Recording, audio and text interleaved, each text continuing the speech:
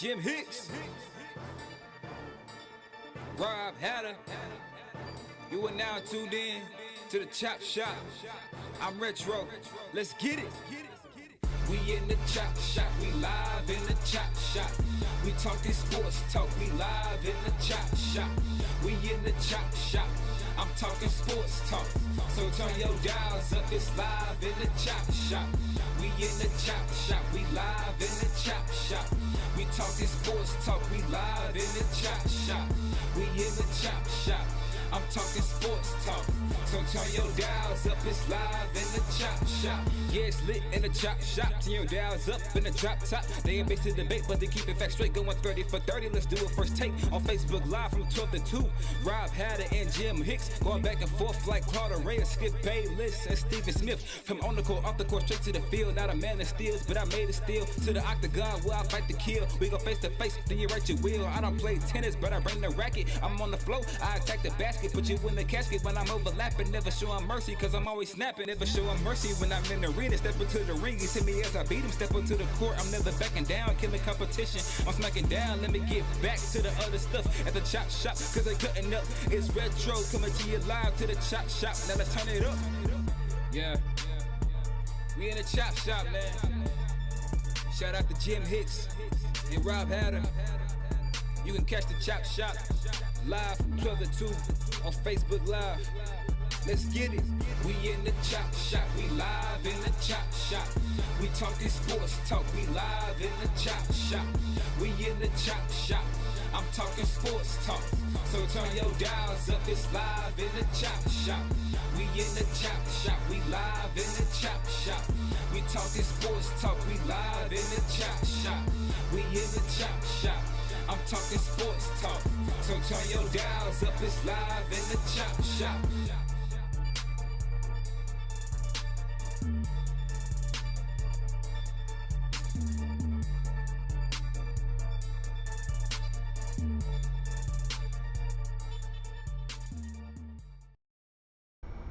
Welcome to the Chop Shop, your midday sports happy hour, the best 120 minutes of your day. Yours truly, Jim Hicks, live with you guys on this Monday. You know it's going to be rocking today. Of course, Robert Haller, he's enjoying his extended birthday weekend celebration. He got him a new boat out there on that water in full Thurston Howell III mode. That's what Robert Haller doing right now. You know, so we wishing him a happy belated birthday. Shout out to all you guys. I'm gonna give you our starting five, which we do on the Chop Shop. Basically, the first 5 viewers to log in onto the Chop Shop, we acknowledge you guys with the shout out, with a plug. And those, without further ado, on the starting 5 for today: Daryl Anderson, Marcus Carroll, Dale Griggs, Alex Sistero, Melvin Dudes. Shout out to all you guys and happy Monday to you guys as well. Lots to talk about today. And at the top of the hour, we're going to be joined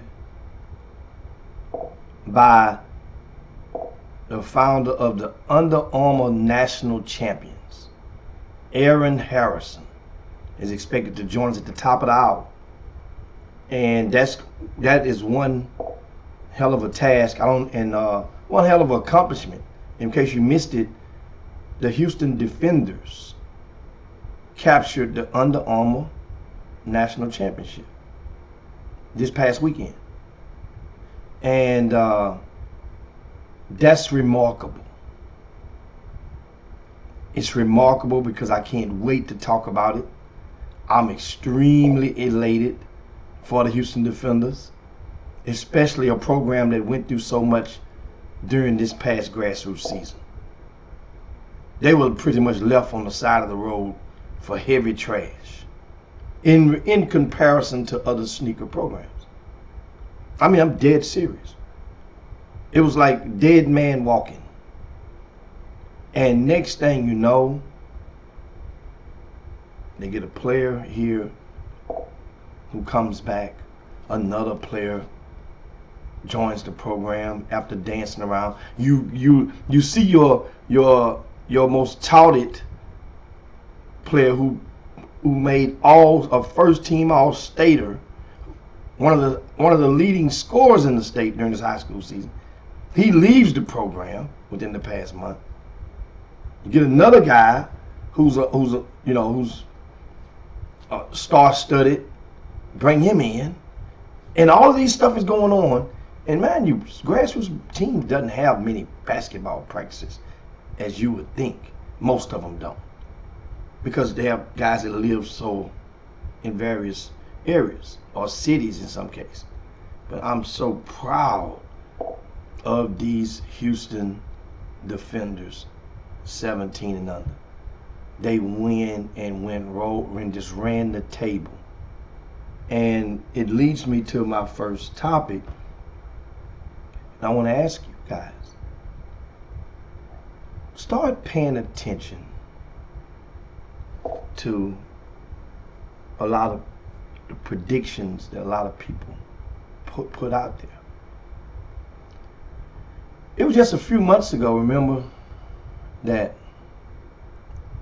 there was a movement and people would vowed or tried to make Houstonians and people within Greater Houston to believe that, man, man, Dallas is doing this, man, Houston, man, we in trouble, and I'm like, what do you mean? We always every city has problems, but if we are in so much trouble and our talent is so very depleted and so minuscule, then what does that say about the teams around the country who the Houston Defenders just kicked ass day after day throughout during the live period? What does that say about those teams? Remember, Houston Defenders is a fraction of talent from within Greater Houston, going against, in many cases, the best talent in an entire state on some of these other teams. And they ran the table. They ran the table. And shout out, I see you in there, Corey Willis. I see you, Otha Brown, up in there. Curtis Stewart, you up in the chop shop. I see you, Jay Jackson. Herb Baker. Back up there, Mark Edwards, what's going on? Sonia Billingsley, Kevin Drones. I'm just giving some shout outs today and get it out the way. Brandy Nickerson up in there. And somebody asked, we have our first question. And Melvin Dews asked, is that like winning the EYBL for Nike? Yes. For Under Armour, yes. That is indeed like winning the EYBL for Nike. But just think about it. This Houston Defender team that they put on the floor this past weekend. You know one thing that makes this one different than most of the others? One thing that makes it very different, distinguishedly different. You know what that is? Every one of the players who played on that 17 under team this past weekend, they went to a high school in Greater Houston this past season. You got that? This is the truest form of the Houston Defenders that we've seen in a long time. Because they've always had one tall African who came from somewhere and moved to a prep school. They've always had somebody that played from Louisiana that played with. This right here is different. This is the Houston Defenders. Right? And they got it out the mud and won first place at the Under Armour National Championship. Man, I gotta call my guys over at the Houston Chronicle. I gotta call my guys over the local ABC affiliate. I got to call I got to call Fox, and we got to get some more. I'm going to do that today. Just was so busy, couldn't do it last night dealing with the GMI. We'll talk about that GMI coming up shortly. But man, first and foremost, that's the headline. If you're just tuning in, the Houston Defenders won the Under Armour National Championship. Yes, this past weekend. And we are expected to be joined with Aaron Harrison at the top of the hour to take us through the journey of this past season. And unbelievable, man. That's really unbelievable. I'm talking about that you have to be, listen, you have to be haters. Take the day off. Just take the day off. Last Monday was a holiday. Take the day off. And just try to go into a space and just give them, if nothing else, give the Defenders a golf clap. For you supreme haters. Because for these young kids, I mean, that is what you play for. That's what you play for. Ain't no greater feeling than to win a national championship on that amateur basketball circuit. It's during a live period.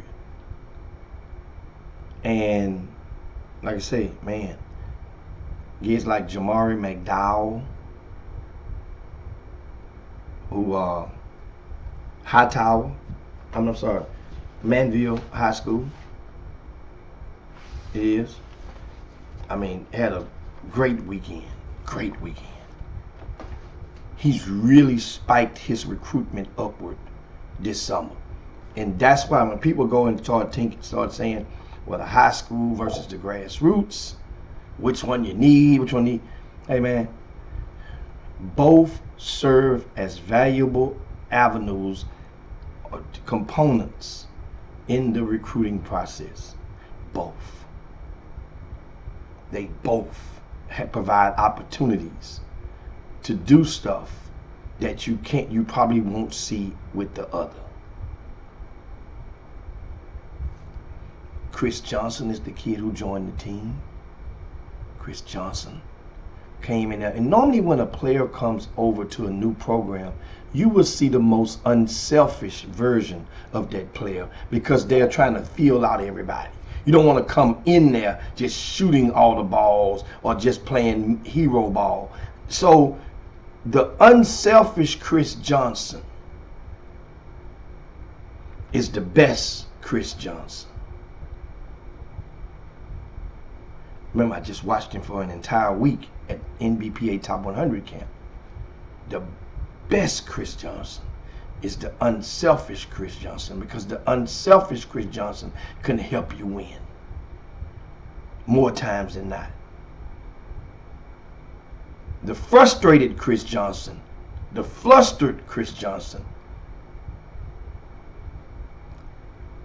plane losing altitude.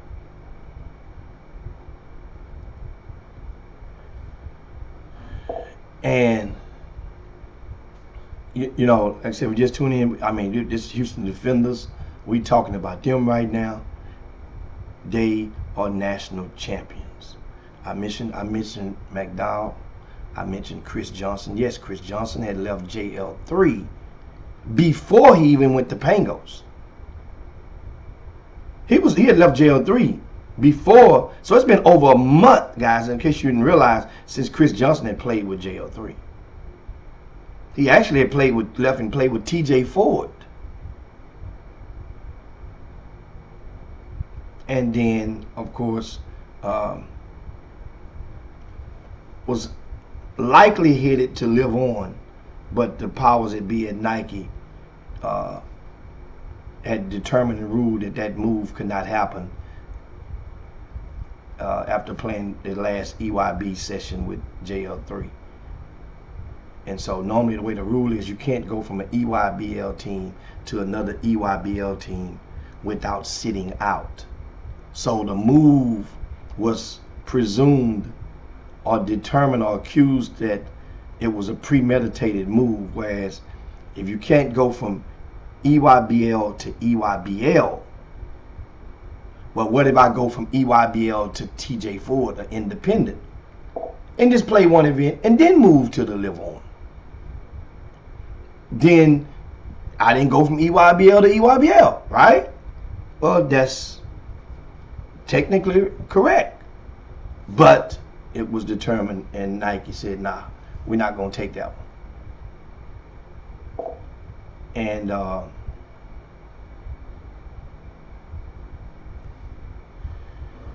shout out to Kenneth Lofton, Senior, Anthony Ship in the building, Jay Jackson, I gave you a shout, Clyde Jackson up in there, the CEO, Dr. John Newsom in the house. You guys make sure everybody in here, let's give a shot, let's give, if you would, let's share the show. How about that? Let's share the show right now. And which would be kind of cool if I can get everybody to join me. I'm going to share it myself as we speak right now. You're on the Chop Shop, your Midday Sports Happy Hour, the best 120 minutes of your day. Yours truly, Jim Hicks. Robert Hatter is enjoying his extended birthday weekend celebration. His birthday was on yesterday, June the 10th, his birthday. And he's enjoying himself. And rightfully so. So happy belated birthday to Robert Hatter. You guys now, for those of you who have shared the show or who have not, please do so. Also, if you're on the YouTube feed in the Boom Room, give us a thumbs up. Give us a thumbs up. And we were talking grassroots basketball, and once again at the top of the hour, we expected to be joined by Aaron Harrison. We're probably going to do the audio because I did not do a sound check with him, and he may be moving around, so we're probably just going to do the audio conversation with Aaron Harrison. Next topic, of course, is me going around the horn, how some of the teams fared this past weekend. Congratulations to the Houston Hoops and JL3 and for qualifying for Peace Jam. And I'm not sure, you guys can let me know. Like I said, I've been busy with the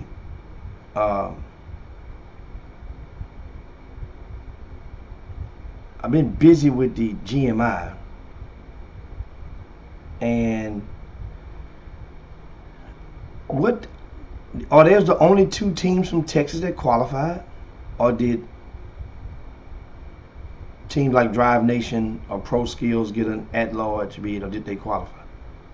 You guys, I'm just curious. I don't know, and that's an honest question. And let me see. I'm trying to make sure, and we're doing this thing when it comes at the top of the hour with Aaron Harrison, or are we going to?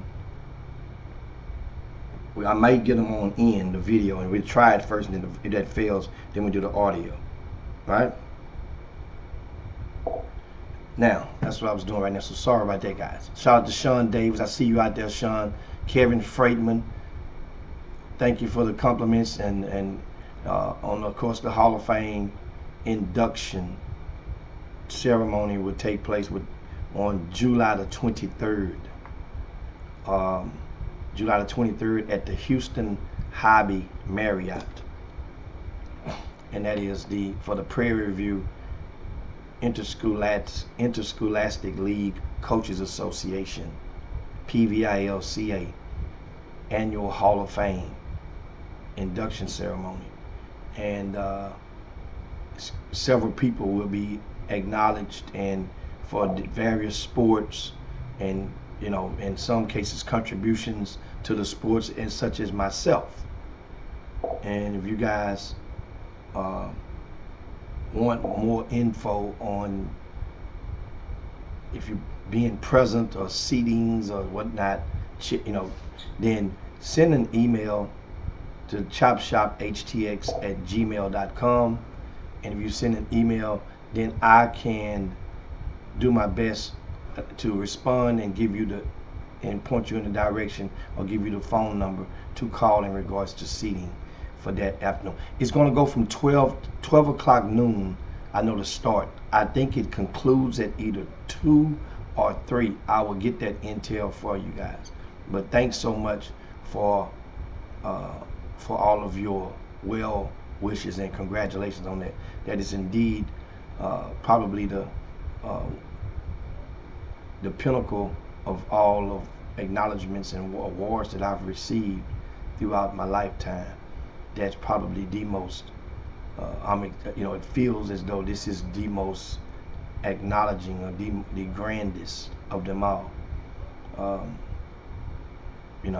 So also thanks. I see Thaddeus Moody up in Chicago. He's live at the Nike Tournament of Champions. That's the girls' tournament, and that normally gets an abundance of hundreds of teams that flock into that facility for that event annually. Shout out, I see you, Karen Thomas. That's right, D. Holcomb, hit that like button. Ed Russell, I see you over there, boss. What's going on? Kirk Dorsey, thanks a bunch. He says that Pro Skills qualified. That's awesome as well. Pro Skills qualified for Peach Jam. Because you know why? Pro Skills has Tyshawn Archie. He's from Houston. Katy Patel High School. So he's one of their leading scorers. He's one of the leading scorers. If not, you guys let me know who's the leading scorer in the Nike Pro Skills. This, as it stands, just say who was the leading scorer this past weekend. Because no players come and go. I'm just curious. We have resident investigators within the Chop Shop, and they let us know all that. So thanks in regards to that. And also Kenneth Gamble, thanks a bunch. Give another acknowledgement, a shout out to Coos Elite. They won the 16 and under Rise Division National Championship. That's the national. You have an Under Armour division for the Under Armour sponsored programs, and you have a Rise, which is another tier below the main circuit, but they all play pretty much under the same roof. Well, Coos Elite won that 16 under Rise. Somebody could supply me, if you will, with the roster of that Coos Elite team who won. I mean, think about it. Ain't that great? So if Houston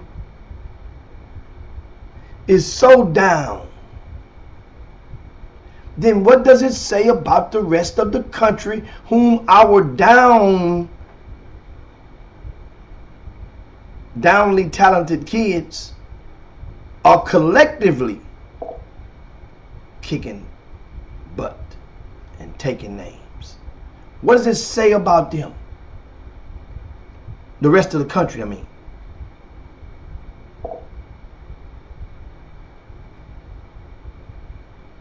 And I see King Stick says, shout out to Cy-Fair Elite. What did they do? Don't tell me they won. That's the girls' side of the fence.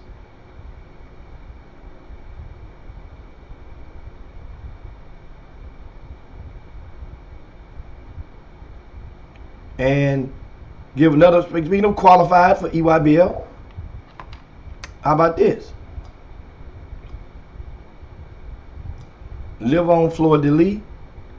The 16s and 17s qualified for Peach Jam. And that 16 and under team got a chance to witness them this past weekend at the GMI. And the GMI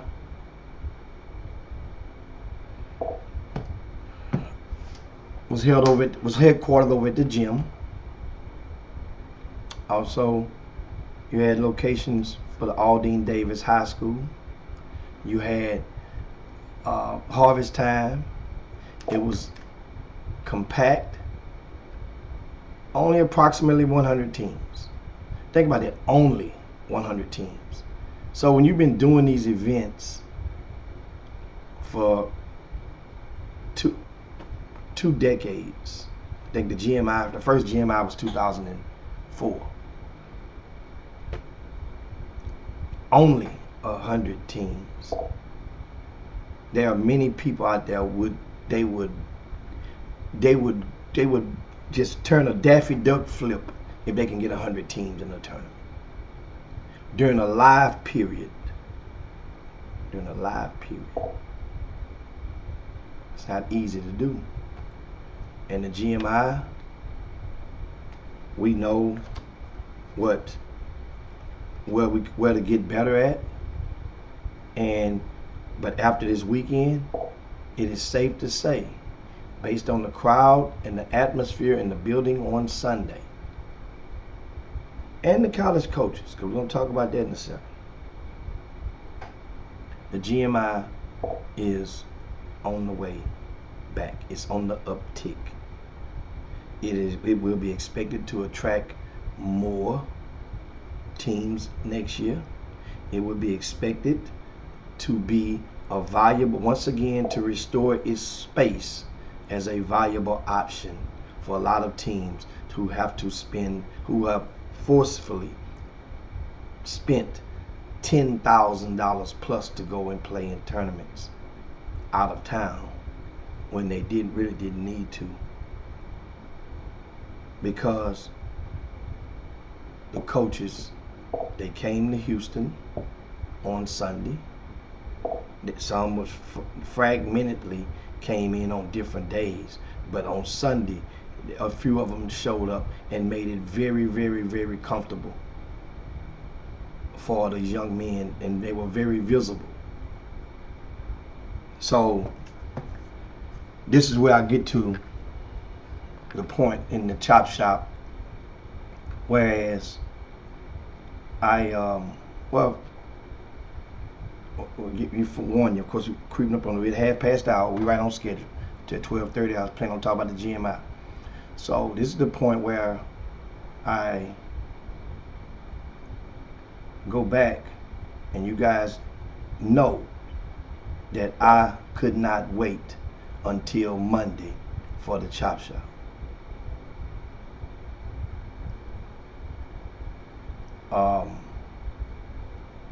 And I'm going to address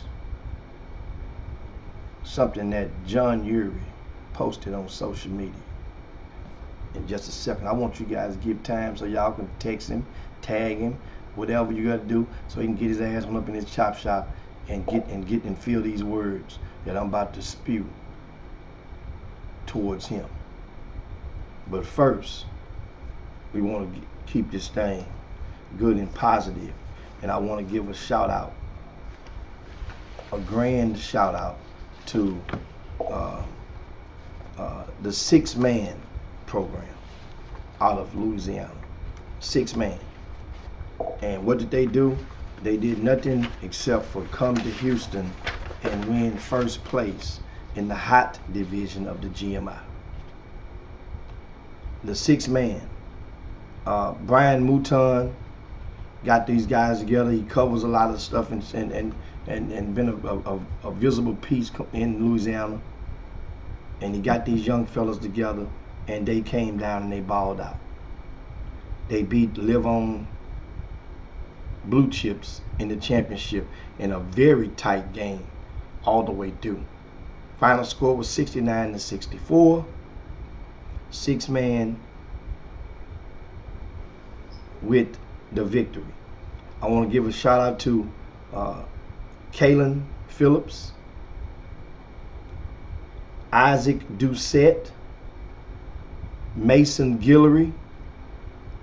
They're the terrific 3 on this 6-man team. Shout out to them. Also Deshante Cormier Billard, Javion Williams, Jamar Byers, Keyshawn Agason, Makai Jones, Jalen Domingo, Clyde George, Joseph Burrell, and Jakai Sharp round out the roster for the 6th man out of Louisiana. They won first place. Shout out to Brian Mouton for believing in the GMI, for coming and supporting the GMI, the George McClellan Invitational. And guess what? Ask Brian, was there college coaches there on Sunday or Saturday or Friday? But they was definitely visible as I projected on that Sunday. In the Spicy division, I want to give a shout out to the JL3 Posey teams. That team there took first place in the Spicy division. We have hot, spicy, mild, right? And they knocked off the TNT program 66-41. This JL3 Posey team, they were spectacular because the Spicy division is 17 and unders mixed with 16 and unders. Well, guess what, guys? This Posey team, JL3 Posey, were all 9th graders this past season. They were all 9th graders. Going to the 10th grade right now. And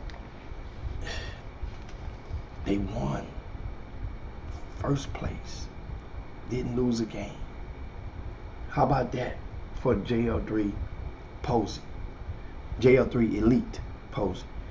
Shout out to Jacob Vannerstrand. He's over at Summer Creek High School, guys. I first laid eyes on him, I think during the middle school city championships. Then, of course, I paid attention to him at the 9th grade freshman fall championship, which his team won first place. A year ago, Shadow Creek won first place, despite missing a couple of players on that particular Saturday afternoon. This young man has been performing at a high level, of course, based on the competition he's playing against, but on a bell curve. He has been very, very consistent every single time that he's played in one of our events. He's about 6'2". He's recruitable. Not that athletic, but boy, he can catch that thing, shoot it. He can run a team. He can play make. Also on that team, give a shout out to Aiden Law. Aiden Law used to play with the Team Swift, which he does parlay with them still as well. Still a member of the, but he showed up and showed out with this Posey team. I think in the semifinals, I think he might have hit 4 threes one game. Also, Jayfon Duncan, Trace Stone, Corey Sion, Josh Obanor, and Christian Hodge round out the team, JL3 Elite Posey. They don't have a player over 6'3" on this team and won the Spicy division, which I say once again is remarkable. Remarkable. Also, moving along, give a shout out to the mild division champions of the GMI. The mild division, we have Hot, which is a 6-man one at Spicy, JL3 Elite Posey. And then in the mild division, talking about playing up, you had 2 teams that were in the same pool. And this was one of those pools that had 4 teams in it. But we don't let all 4 teams play each other. They'll play 2 games in pool play and then go to a bracket play where you're guaranteed 2 games in the bracket. It kind of, otherwise it kind of makes it stale in pool play. You know who's, and we take 2 teams out of that pool. So there's a chance you can lose in pool play and still advance into the bracket in this particular instance, or in all instances, or at our events when I do the scheduling. How can I do it if you have 4 teams in the pool? And if there's a tie, then the point differential right? If there's a tie. So we and 1 second, we got them lining up in the guest room, but I want to give a shout out to there's 2 teams in the same pool. They both happen to be 14 and under teams. The Live On Fleur-de-Lis, 14 and under. They were coached by DJ Anderson. And the JL3 Elite, 14 and under. They met in the championship. Guys, I watched both of those teams play at least 3 times over the weekend. Remember I told you guys before, a lot of my energies has been going towards the younger ones. Remember, those mamas and those daddies, when those kids become upperclassmen, won't none of y'all be able to tell them that I haven't seen their babies play. Won't none of y'all be able to fool and trick these parents right here, because they know, they see me watching their babies probably more than most when they coming in these events and you're winning. If you're winning, I'm there for you youngsters. So the Blue Chips and JL3 met in the championship, and that was quite a dandy. Clyde Jackson came in town, and boy, he wanted to make sure we was gonna put a bottle on it. I say, man, JL3 gonna get up in there. He said, no, man, they can't handle my young fellas. And boy, at halftime, score was what? 29-28, 1-point game at halftime. Then all of a sudden, second half, JL3 got some good plays from a few of those young kids, including, when I say JL3, I mean Live On. Look, I think his name was, I want to say Trevor Nunn. His mother's Teresa Nunn. Shout out. She'll be watching the Chop Shop right now. And this young fella took charge in that second half,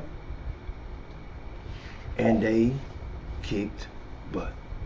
They took care of business.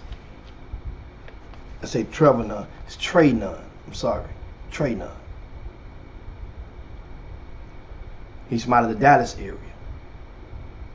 And also want to give a shout out to these the Live On Fleur-de-Lis Blue Chips, champions of the mile division.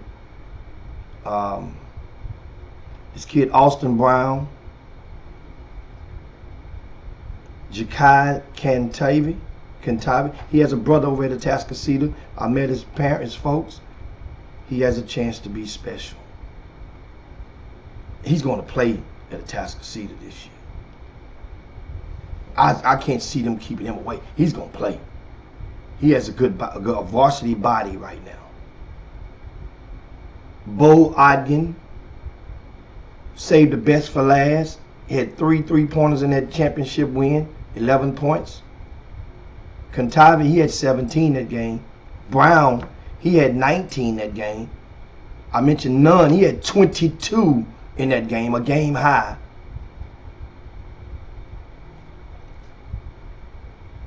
Also, Terrence Perdue, J.D. Williams, little Byron Green is on that team.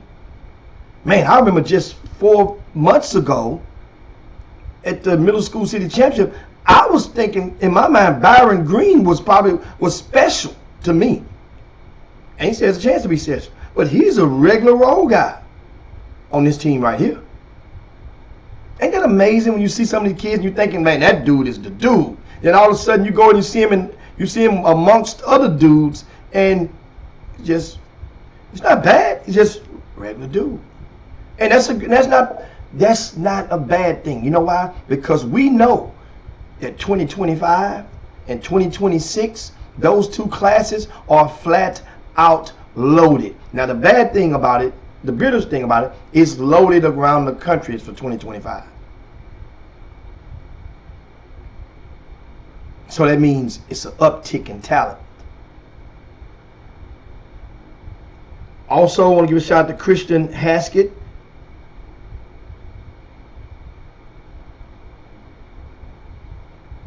Well, Christian, I didn't think he made the trip. I don't see him on the roster. I see and young Mr. Willison, TJ Parker, shout out to you for winning that helping to win that championship. And also, that's the mile division. And as we roll on through, the regular division champion was, believe it or not, the Live On Blue Chips Brown. Beat the Lafayette Celtics from out of Louisiana in the title. That was a heated battle all the way to the end. Live On Blue Chips Brown won that one, championship. And in the baked division, the SBG 2028, that's the Silverback Gorillas based out of Beaumont, took first place in that division.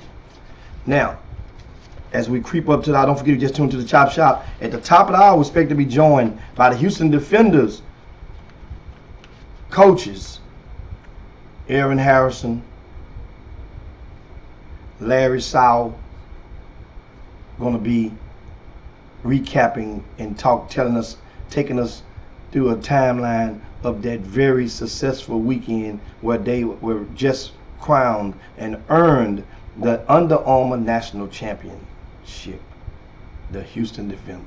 Boy, that feel good to say that, man. That's what I'm talking about. So we're going to talk about that at the top of the hour. But meanwhile, I told you guys, share the show if you hadn't done so. And I want to address something, right? And that is a comment that was made by John Urie. And I'm trying to peek at, I don't know if I even have it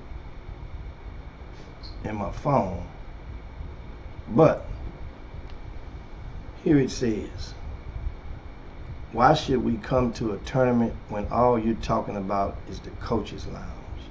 Who cares? No coaches are at your tournament, same as last year. Y'all know I was going to get dead on John Urie's ass come Monday.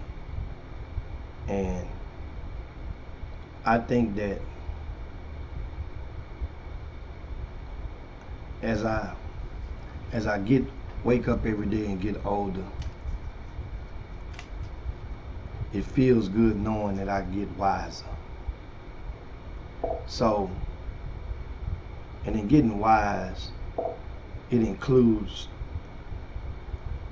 when you knowingly have time to think about stuff, you don't have to go and resort to a level of ignorance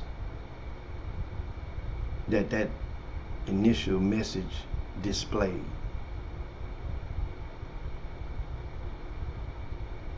This event, the GMI, was about as good as it got, especially on Saturday.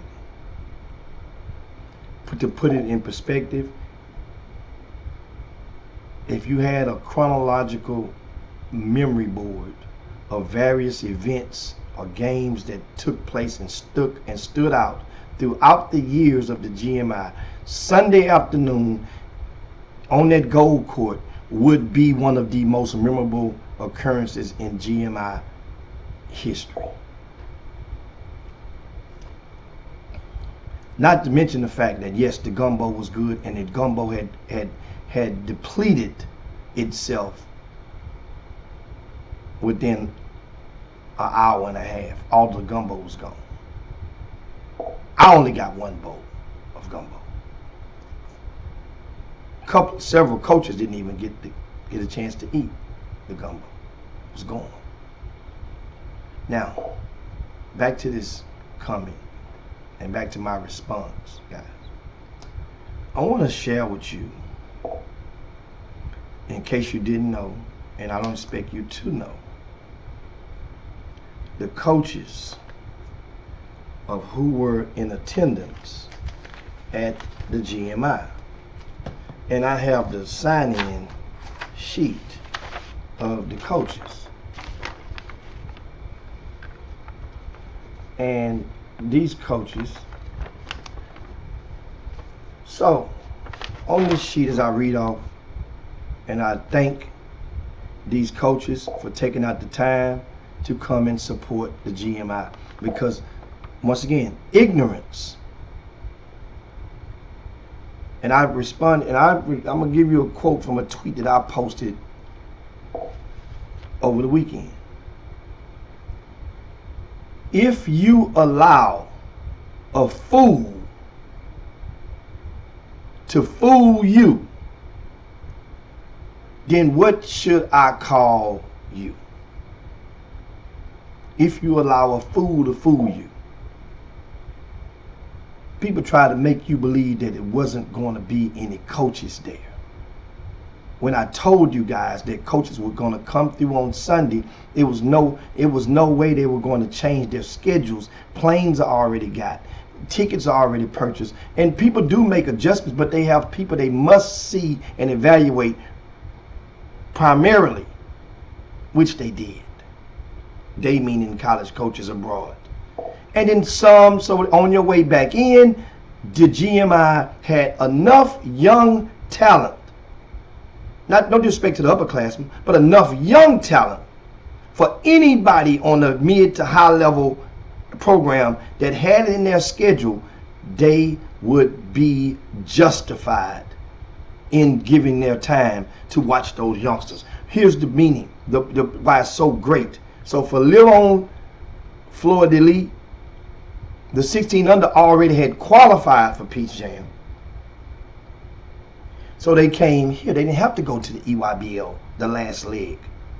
That's a 12, yeah, about a $12,000 trip.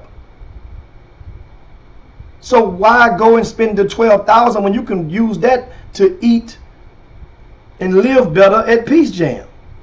Nobody don't have money to be throwing away, which was a smart economic move. Ditto for the JL3, 15 and under. Delilah, Battle, thanks to you, equally so, thanks to Clyde Jackson and Randy Livingston and Cleavon for allowing and directing their teams to support Black-owned businesses during this time of live period.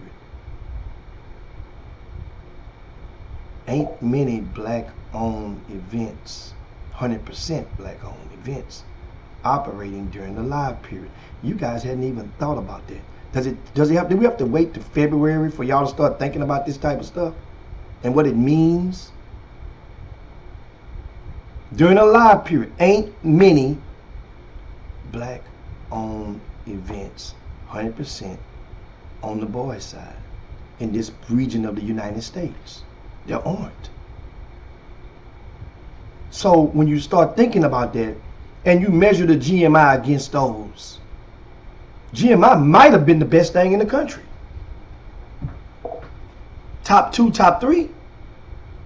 And this was what you consider a down year for the GMI. It was a down year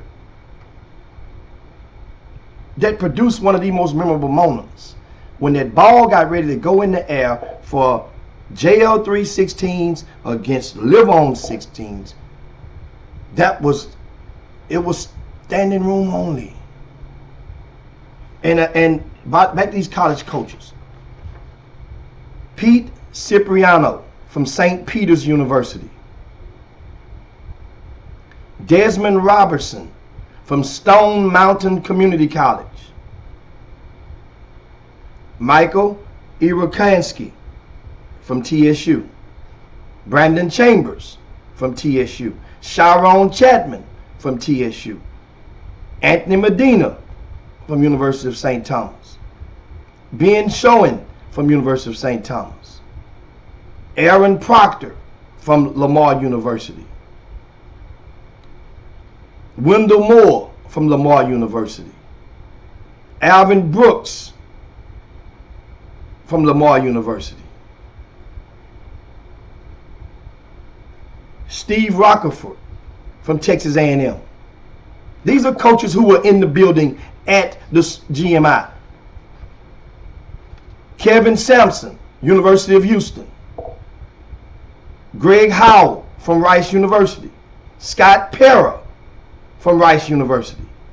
Byron B. Smith from Prairie View A&M University. Guys, that's about 14 coaches I just called out. About 14 coaches I just called out.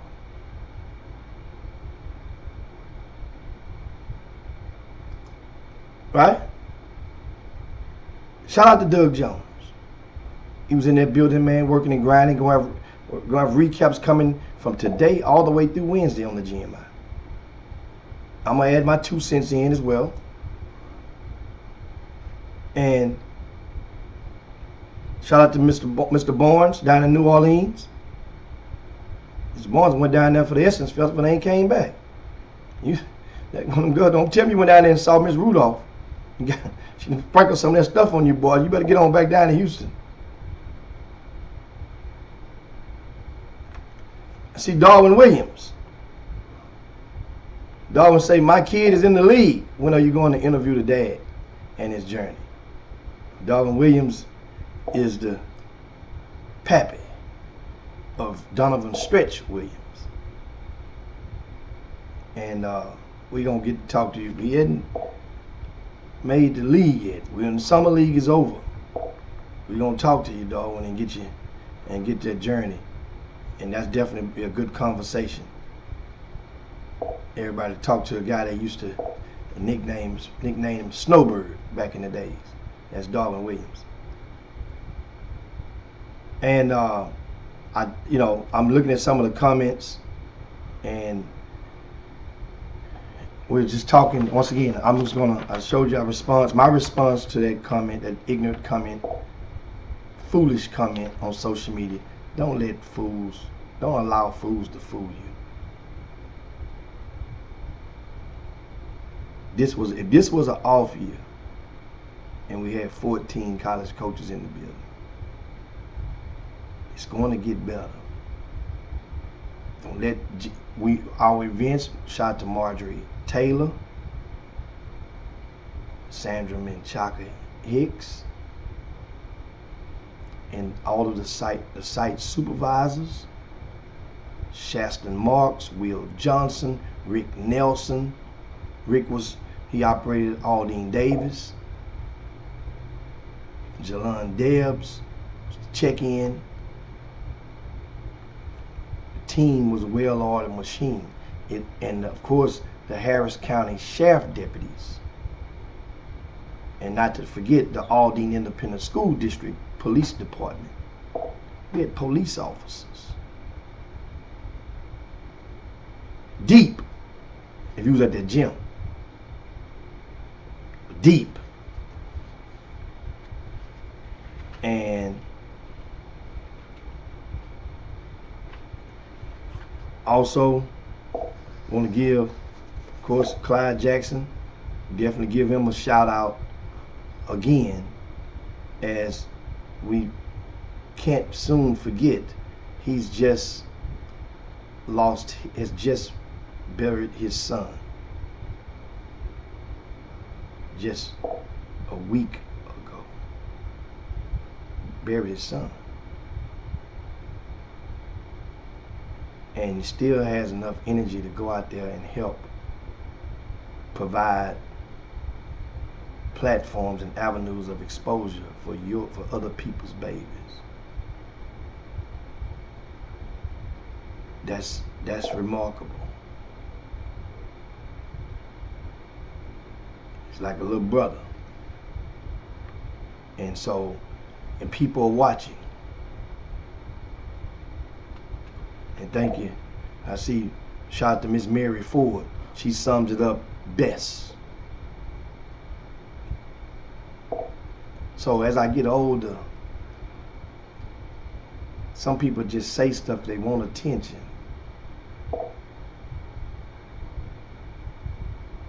And you know, this Negro is the type that will turn around and call me, ask me for somebody's phone number tomorrow like ain't nothing happened. But I can't continue to be an enabler of you to invade and occupy real estate in my mind or in my brain or on this show when you are spewing foolishness out there. And then people begin to wonder what's wrong with Houston. And you guys think about it, I've been rolling down on the same railroad, same tracks of life.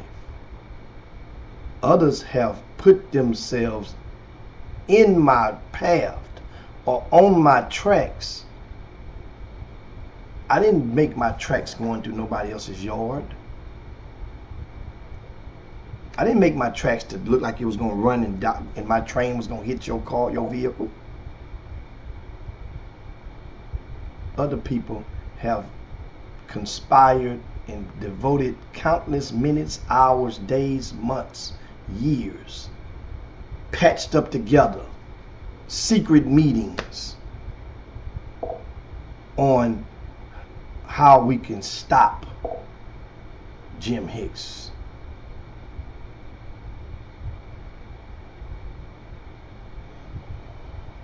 This is unbelievable. And then when they come, only then do they realize that just because I don't have a college degree,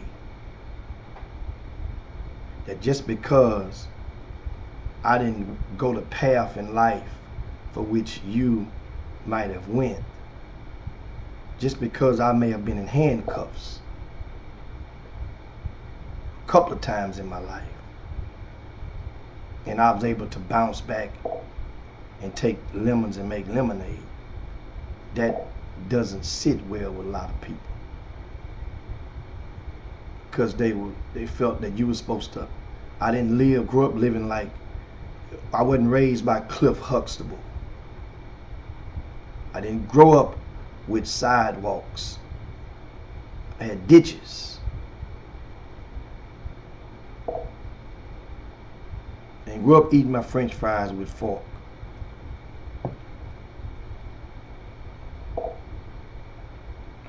And so that's the thing I want to make sure that people can understand on the path. I'm getting wiser. Stay the hell out of people's way, but people find it their business to put themselves in my way. And guess what?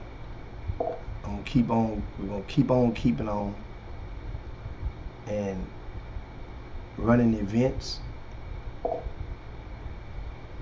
running great events is one of the things that I've learned to be grown to be pretty good at doing. I thank you guys for that. I thank you wholeheartedly. Those of you being continued supporters of our events. Meanwhile, as we prepare now to receive, we're at the top of the hour, and on this Chop Shop, we're going to ask you guys to share the show with your timelines, to your friends, to your groups. Once again, share the show. Right now. And as we brace ourselves for the Houston Defenders. Once again, the Houston Defenders. and that is the coaches, Larry Sowell, Aaron Harrison, and they're getting queued up in the boom boom room right now as we speak. And let's see, without further ado, I'm gonna get him right up in here for you. And there he goes. That's Larry Sowell. Hold on, I'm sorry. The champ is here. Can I hear you? Take your mute off. You're live on the Chop Shop. Yeah. Okay. It's Yeah, you're live on the Chop Shop, and of course, let everybody know who you are because they hadn't seen Aaron Harrison in a long time, and you don't quite look like him. So let's tell them who you are right now and who you with. I'm Coach Larry Sowell. I coach the 16s and kind of do a lot of the operations for the defenders for the past few years, about 5 years now. So not Aaron Harrison, but I'm little old Coach Larry. And of course, this past weekend, man, we're gonna give congratulations all in order. You guys, the 17 and under Houston Defenders, won the Under Armour National Championship. Who did you beat? It was the UAA Summer Championship. The Summer Championship. And would that, what would that be? Somebody asked earlier, what would that be compatible to if it was Adidas or EYBL?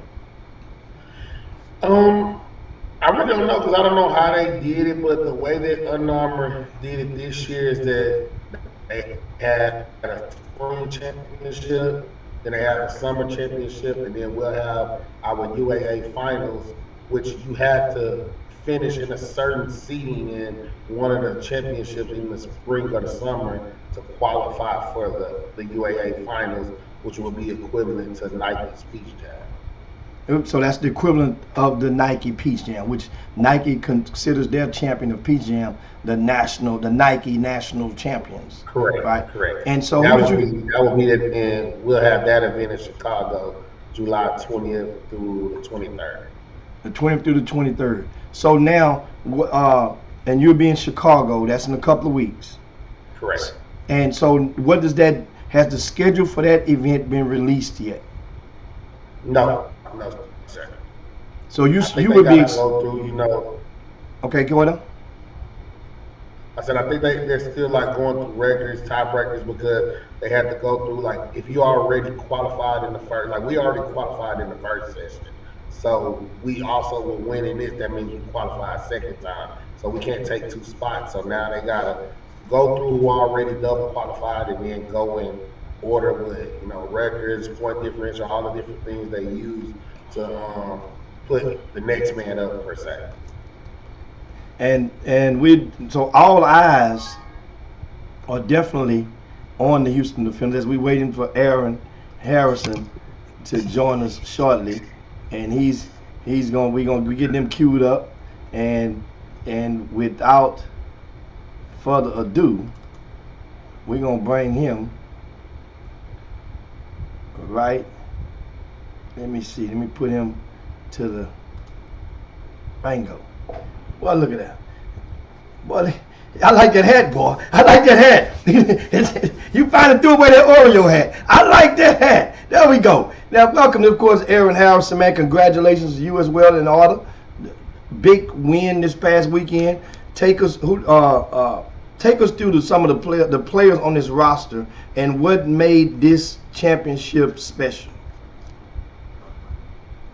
I mean, you got a lot of guys who haven't had that chance to notice yet that stepped up. I have a lot of those guys. It's endless, to be honest with you. The biggest thing is that we're probably 10 deep real basketball players. It's like it used to be where you get enough kids and they all work hard enough to become a team and go. But of course, you start with Jamari McDowell, and then you got Jalen Bernard, guys who have been there for 3 years, worked hard the whole time. Got a lot of newcomers, Jake Pike, and Brody. Everybody know Brody. He only need a last name. Then you got guys that, you know, had to figure out what was coming and going, you know, CJ,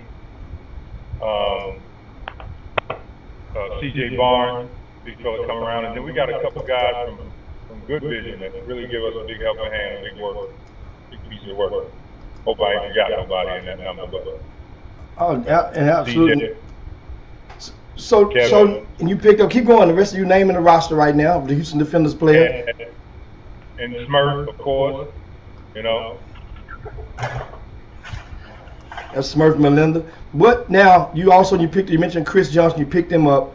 How did that transpire? You know, Chris Johnson he played with JL3, played with TJ Ford last month, and now you ended up picking him up. And when you got him, I mean, what was the feeling? Was it like, man, is that going to affect the chemistry? Because you lost Kenneth Lewis from Booker T. Right. Washington in the process. What was and I know Larry probably, I mean, what was those conversations like? What was the scope?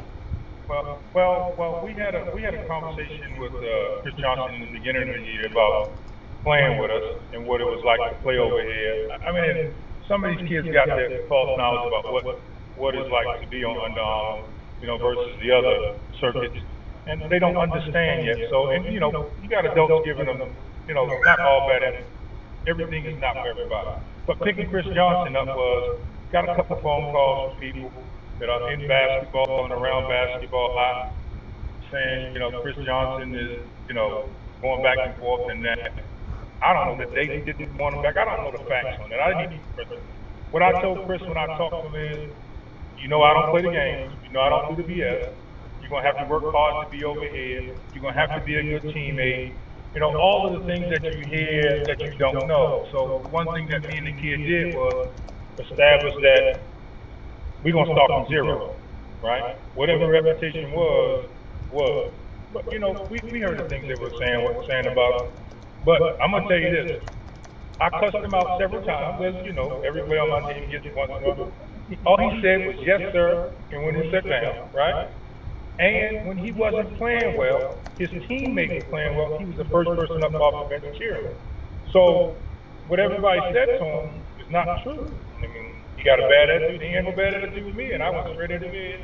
And he also, when it was time to cheer for his teammate because he wasn't doing well, he was the first one off the bench. So, I mean, maybe it's a new environment for him, all that stuff, whatever. But he didn't show me any of those. All he showed me that he's a good teammate, willing to work hard. You know, he didn't have a really good game until the championship game. Before then, you know, he was trying to fit in, trying to figure it out. I mean, one thing he did do was he played defense the whole time. So that was it, you know. I mean, you know, pretty much Jamari, those first couple of games, Jamari put us on his back, and, you know, Brody and Jake, they carried us through. You know, Smurf finishing games out for us. You know, definitely a team effort, but, you know, that young man did what he could to help us win in the championship game, and he played great defense the whole way. And of course you mentioned Smurf Melinda. He was a player who played for the 16 and unders a year ago, starred on that program, left, and went and decided to come on back. And was now on the return. Normally when a person comes back, it's kind of like you're walking on eggshells. But you get Smurf back, and he steps up in the championship game, and arguably has his best game in the championship game. Yeah. Meanwhile, it took us tell us about that. Well, I mean, you know, the dope part of this game, people think, hey, I'm gonna take this kid and move him over here. I'm gonna take these people and move them here, and it's like, it may not be best for the kid. I think our system, the system he played in last year under Larry, allowed him to be the best version of himself. Distribute the ball, pass the ball, right plays, finishing games. And, you know, he went to another team. He even said, like, they didn't mistreat him over there. He never said he got mistreated. He said he just had too many guards there, right? So the situation wasn't right for him over there. You know, ups and downs of that. And then, you know, he came back, coach can play, yes. But, you know, over here, everybody don't like the discipline that he gives, right? And listen to me, Chris and Smurf never started a game. They didn't start one game. Neither one of Wow. them. And they didn't have a single problem out of it. And when we broke the huddle, they were the main one cheering for their teammates. So there you go. And Larry, you mean speaking of Smurf Melinda, and one of the things that also happened that was pretty much rather unusual is he made a decision to cash out on his recruitment, and he committed to a Division I college. Going before the live period, he found something, and take us through that decision. And because normally a grassroots coach would try to deter or persuade a kid to not do it right then. Wait till after the live period. You know what? How did it go with Smurf? Well, that that was really him and his father. But we always in our program we tell kids, it's the same as with AAU basketball. You got to go where they love you, and South Alabama has been hard on Smurfs since the very, very beginning. Like they was at every game last summer. They was at every game. So I don't know at the beginning of the summer if they was there, but I know at our games last summer they was right there at every game behind the bench. You got to kind of in everything you roll your dice, but you got to go somewhere where they really, really love you. He had a good relationship with the coaching staff, and I feel like that, if you find something that fits you, why are you gonna keep looking? You know what I mean? If you got something that fits you, they love you, you love it, and I think it's always the best move than rather roll the dice and wait. Because right now with the new recruiting, who knows what'll be there later? It may not be there later. So I don't think I would never advise a kid to wait if they found something that they love already. You know what I'm saying? But Has there ever been a time where a kid played for you in recent years and they had offers on the table and they chose to do the opposite of what Smurf Melinda did and ended up finding themselves ass out at the end of the day? A lot of those. We had it happen a few times recently. Aaron is really vocal about that. About, hey, they love you, you better take it. And we try to tell people, I always tell people it's a little different for bigs, and if you're a top 100 player, but if you not, you can't really gamble because there's so many players that's just like you with it, especially if it's somebody out of town and out of Texas, they could find another you probably anywhere almost. There's very few people that I tell them, like, there's not very many people. There's not a lot of LeBrons walking around there. We can't find another one. So we have a few times had a few kids, we've kind of advised that, hey man, if that offer is committable, you should probably go ahead and take that. And if you're just tuning in, we have Aaron Harrison, Larry Sowles. They're with the Houston Defenders, an Under Armour sponsored youth basketball program of their team, and they recently this past weekend took first place at the Under Armour Summer Championships, which was held in what location was that? In Atlanta, at Lake Point. In Atlanta, Georgia. I bet you it was rocking in regard to Atlanta. And one of the opportunities, one of the things at these type of events is what they call a live period. And live period, for those that are watching, everybody's keen and abreast to the terminology that exists within our world of recruiting.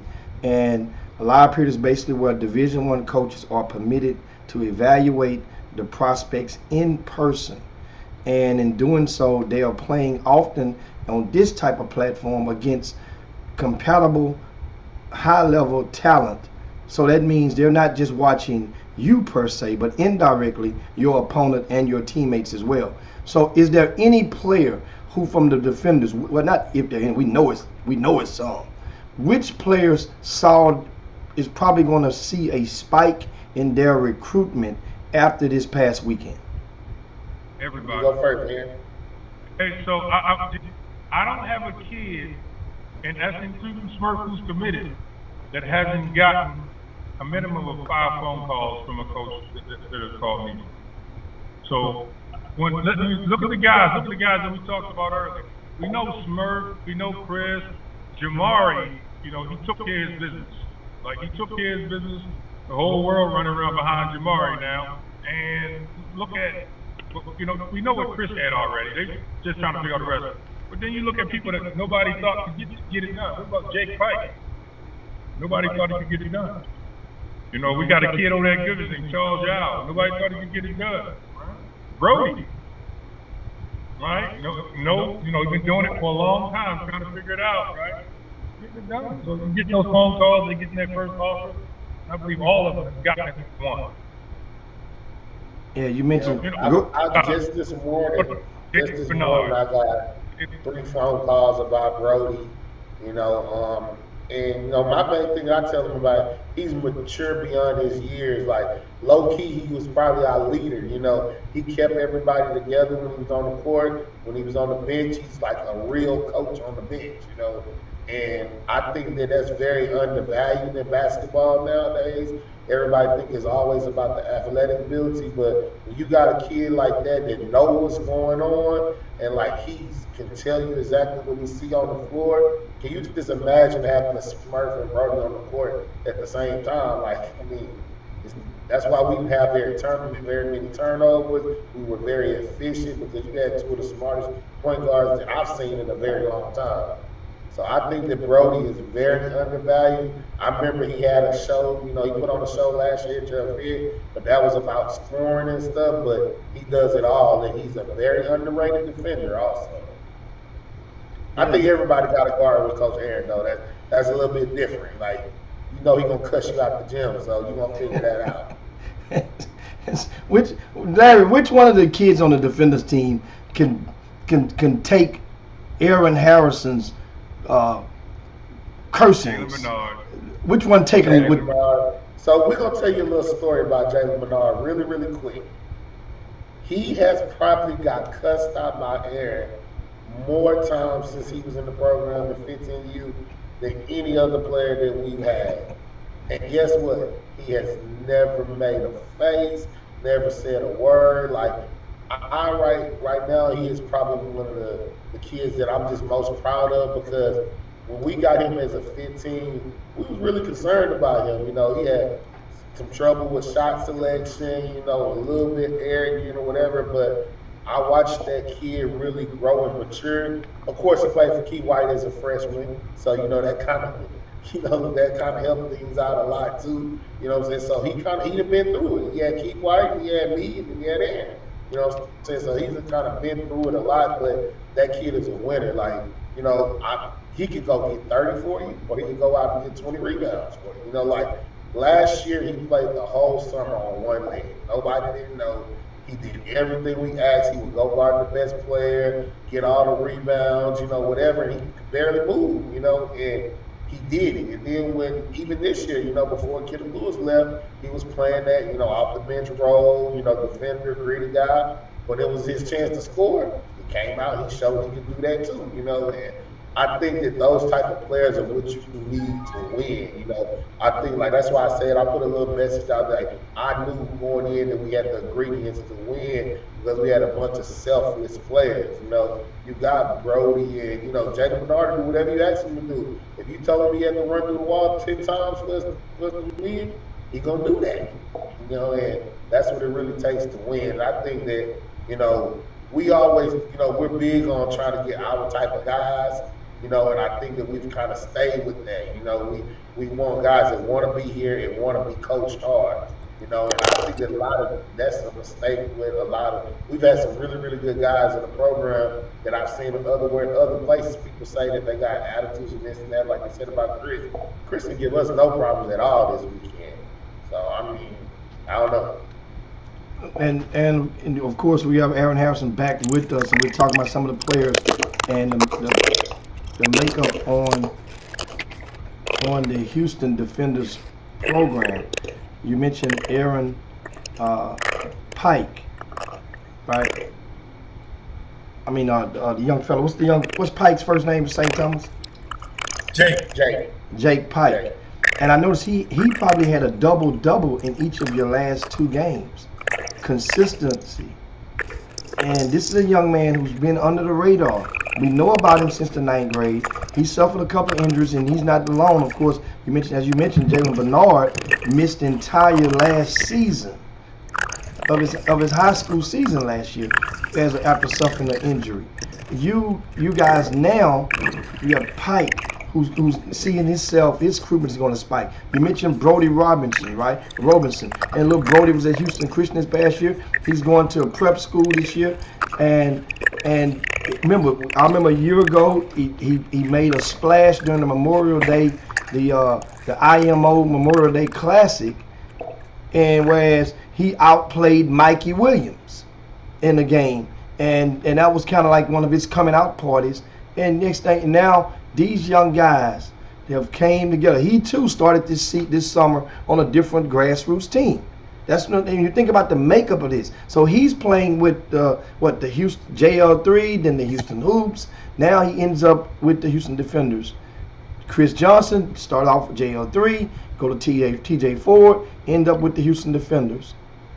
And Lil Smurf starts off with Livon Fleur-de-Lis, and they get more guards in, and he ends up with the Houston Defenders, among others, and you guys still manage to roll through. We have a couple of questions that are from the Boom Boom Room that I'm going to toss over towards you, Larry, as we wait on Harrison to come back in. And here's the first question that is from Melvin Dubes. What teams did the Defenders go through to win the championship? Their first game was against a Rise team, Breakaway Basketball. Then they played Texas Impact out of Dallas. Then they played Team Charlotte, Team Curry. Atlanta Express was a hell of a game. That was a really good game. And then Team Thrill in the championship. Now, at what point, which one of those games, and this goes to the next question, did you guys feel, you know what, we can win this thing? Say which one of those games? Yeah, which one of the games that you felt as a coach, you felt the team, you can, you get that sign, you can feel it. When we got past Team Curry, we knew Atlanta Express was coming, but I was me as a coach, I can't speak for Aaron, but me as a coach, watching, I felt like when I saw them get past Team Curry, and I saw the way the chemistry was starting to come through with Chris and stuff, I was like, they're going to be a problem, because everybody was starting to feel it out. Because I felt like the first two games, it was kind of, filling it out with adding Chris in and stuff. And so it was a little bit weird, and Jamari kind of carried us. But once we got through that Team Curry game, I was like, oh, it's going to be a problem. So, and I felt like Chris helped us a lot defensively in the Atlanta Express game more than anybody knows, because the Stephen Castle kid is not no joke. He's a really good kid, and between Jalen Bernard and Jamari and Chris, they gave him a long day. So I thought we had a chance then. And now, what other players, are there any other matchups that some of your players got a chance to go against and excel, and how did they fare, against some nationally ranked names or players on some of your opponents? Well, I mean, I thought that in Atlanta, CJ Barnes did a really good job against, I can't think of the kid's name, number 25 from Team Thrill, that's like top 10, top 20 in the country. I thought CJ Barnes did a really good job in that game. But I mean, that kid was good. I mean, he still got his big, he got it. But Chris, CJ, between CJ and Jake, which Jake is probably about 5 inches smaller than him, they did a really good job of making it hard on him. And I think that kind of what changed the tide in the championship game is that he was having to work so hard to score, and for us, Brody heated up, and the whole team just started hitting threes, and that was kind of the difference. And of course, GQ has a question for you. It's right there on the screen. What's the email address or the telephone number to the Houston Defenders? You just go to the HoustonDefenders.org page, go to the contact section, you can get all the information. HoustonDefenders.org. And Thaddeus Moody has a question for you. You've already answered it, but you may have missed it. Sometimes people are in and out on the Boom Boom Room. And again, will the Houston Defenders be coming up to Chicago for the Under Armour Finals to defend the Illinois Wolves? Yes, we will. We'll be there. And have you played the Wolves this season? I don't think they played the Wolves yet this year. Actually, yeah, they did. They did. Yeah, they beat them by 20. Who beat who? The Defenders beat the Illinois Wolves by 20. So, Thaddeus Moody, what are we talking about? You need to ask the Illinois Wolves. Are they ready for the Houston Defenders that's about to come up there on the 22nd of July for the Under Armour National Championship and give them another 20? Hold on. It's the other way around. They beat us by 20. Oh, hell. You got me out there on the plank. That is they laughing at us right now. But guess what? That wasn't this same team. That wasn't the same Defenders. That was the second game of the season. Yeah, that wasn't the same team. So we're going to see how that go. Matter of fact, put them in the same pool. Is it pool play or is it bracket play? Don't start no mess, Jimmy. Don't start no mess. Hey. I remember, we can't wait till Aaron comes back so we can take a blast to the past with him as being one of the first teams from out of Houston in the of the new revolution of grassroots basketball that was on a nationally televised basketball game. A lot of people may not remember that, and that was the Houston Defenders actually 10 years ago. This month. 2012. Yep. 10 years ago. And were you on the sideline? What was your role? Were you with the Defenders back then? Nah, I was just coming home from college at that time. So I was just getting into basketball at that time. And of course, as you guys make sure you're tuning into the Chop Shop just now, we have Larry Sowers with the Houston Defenders. They captured the Under Armour Summer Championships this past weekend in Atlanta, Georgia. They will be in action again for the Under Armour National Championships, which will take place on the weekend of July the 22nd, 23rd in Chicago, Illinois. Now, Larry, how many Under Armour sponsored programs, 17U program, are they in Texas? In Texas, UAA programs, it's just two. It's us and Texas Impact. And then, of course, you got the Rise teams like Who's Elite and RL9. And then you got Dallas Showtime, and I think it may be one more in Dallas. That's one of the things that, I feel like for us to be able to do this, it shows how deep Houston is. Because just think, in Houston alone, you got 2 Rise teams, you got 1 UAA team, you got an Adidas team, and then you got 2 Nike teams. Plus we get, you see, Dallas come take a lot of our kids.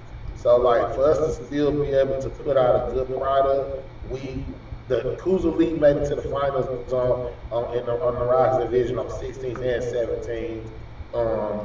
We made it in the UAA on 17.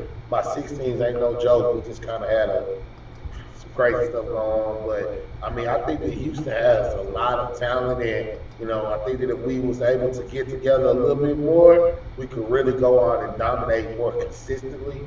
We were able to, put together a really good squad of kids that kind of was willing to work and sacrifice, and that just don't happen very much. Because I tell people all the time, really to be successful on these circuits, you really got to have 7 or 8 starters on your team. So that means you got 3 or 4 guys coming off your bench that probably could be starting somewhere else. But, our motto is that we'll all eat if we win, and as you see, right now, everybody eat. If you win and you sacrifice, coaches know what they're looking for. They don't got to see you go get 30 a game. You go out and do the right thing and play hard, everybody get a chance to eat. And that is indeed true. And you get, of course, Larry, the Defenders team after July, is that your last event after the July the 22nd, or is there are there others? We haven't decided yet. We haven't decided yet. We was thinking about doing something afterwards. We haven't just, hey, let's be real, budget-wise. Let's see what it looks like budget-wise after we get done with, Chicago. But we kind of want to do a few things. And then, like I know you usually have your back-to-school event and stuff, and I was actually wanted to get with you about that, just some things we want to do, to just, I don't think the community really know about us as much because I've run into so many people that don't really know who we are, and, we were talking to, we have a good relationship with, coaches all over the city, we talk a lot with Coach Taj and Coach Rito over there at Emmets, and we don't really have that much of a presence on that side of town. Now I have a lot of kids in my program from that side of town, and it's just never really been that much of a presence. And so, we said we were going to try to do some things and get out to the community a little bit more. We don't have a really big presence on social media. That's partially on me. We're going to try to do better at that. But, we're really here for the kids. I tell people all the time that, like, since I've been around, I watched Aaron spend so much money out of his own pocket. Because we one of the few programs we sponsor all our kids on the high school level, and, we try to take care of everybody. We even had, like, the last few years, we probably put more kids in school than all the other programs combined because we also had 7-on-7 football. We sent 20, 25 kids to school in football the last few years. We had girls basketball. We had a UAA deal on the girls' side. Manai Floyd, who's now with South Fairleigh. Under Armour kind of made a mistake and let that go, but she's one of the best in the country. She ranked, I think, like number 12 in the country. She started with us. We try to do as much as we can. That's why we've always had the Rise. I'm all about as many kids as we can get to college. Let's do it. Me and Herb talk about it all the time. The sacrifices and time that it takes to get this done. A lot of people really don't realize it, but for me, the gratification is when you see kids like Jalen Bernard and Brody, that otherwise may not get the same opportunity because, they ain't at the top of the totem pole, So that's my gratification in doing this. And once again, how many teams total as of right this year is under the Houston Defenders umbrella? I think we got, this year we had 17 teams. Yeah, 15 teams. We didn't have any Rise teams because we didn't, we just didn't have it. Everybody left. So we didn't have the opportunity to do what we normally do with the Rise, which I was very disappointed in because I think that it's a good situation. Like, people look at it as a second team, but it's like, as everybody knows, like, they're playing in the same building. They're one of the only platforms that their quote-unquote second platform is in the same exact building. And they also even gave them a chance to play against, but, we usually do the Rise team. We didn't do that, so we only had one high school team for each age group, and then we had 2 or 3 teams on each age group, and the younger age group starting 4th grade through 8th. So how does that work with the Rise teams getting the ones who get an opportunity to play against the actual sponsored Under Armour teams on the 17 under circuit? It's actually pretty cool. To me, I think that anytime you get to play in front of a college coach or anytime I think that I watched Cougar League a few years ago with Jahari and all of them, they had a bunch of coaches on the sideline watching them on the 17U level, and nothing against the gas or anything like that, but it's hard to duplicate, getting that amount, because you may play right after, let's say we play and Atlanta Express played, and there's 200 coaches on the sideline, and you may play next right after them, and just by central, they just sitting there, you come up in the warm-up line, do a few dunks, they may stay there, simple as that. So, I think it's a good thing, if you have an opportunity to do it, but everybody, everybody wants to be, I don't know how to explain it, Oh, it's a good thing, and so now, the reason I asked you earlier, that way people in Houston who have not seen this version of the Houston Defenders, and there's maybe a possibility for that they may give another event and give the home people an opportunity and to see them, as well as giving you guys an opportunity to further connect your roots into parts of town that you have not previously or recently had a whole lot of success in. And that's part of the marketing when you win, and that's what you guys are doing right now. You winning. It's hard to ignore those who are winning, and that's one of my cliches in life. It's hard to ignore a person when they're winning, and you guys are definitely doing so with the Houston Defenders. We definitely thank you for that, and thank you for coming and sharing your time with us on the Chop Shop. And we'll be looking forward for you to kick some more butt. Before we go, I don't want to forget, because I know how it feels. Coach Barrett did the work, a lot of the work for that team. He's Coach Aaron's first assistant. He got everything ready every game. He runs most of the practices and stuff for the coach. He did a really, really good job with that group. He's the one who I backed off a little bit with the 17 group this year. He the one who kept everything together, spending money, getting Ubers to get everybody to practice, everybody things like that. So if anybody, it's not all me and Coach Aaron. Coach Barrett did a whole lot with that group to keep that 17 group together and give them a chance to win. Coach Barrett and Coach Cat, it's a group effort.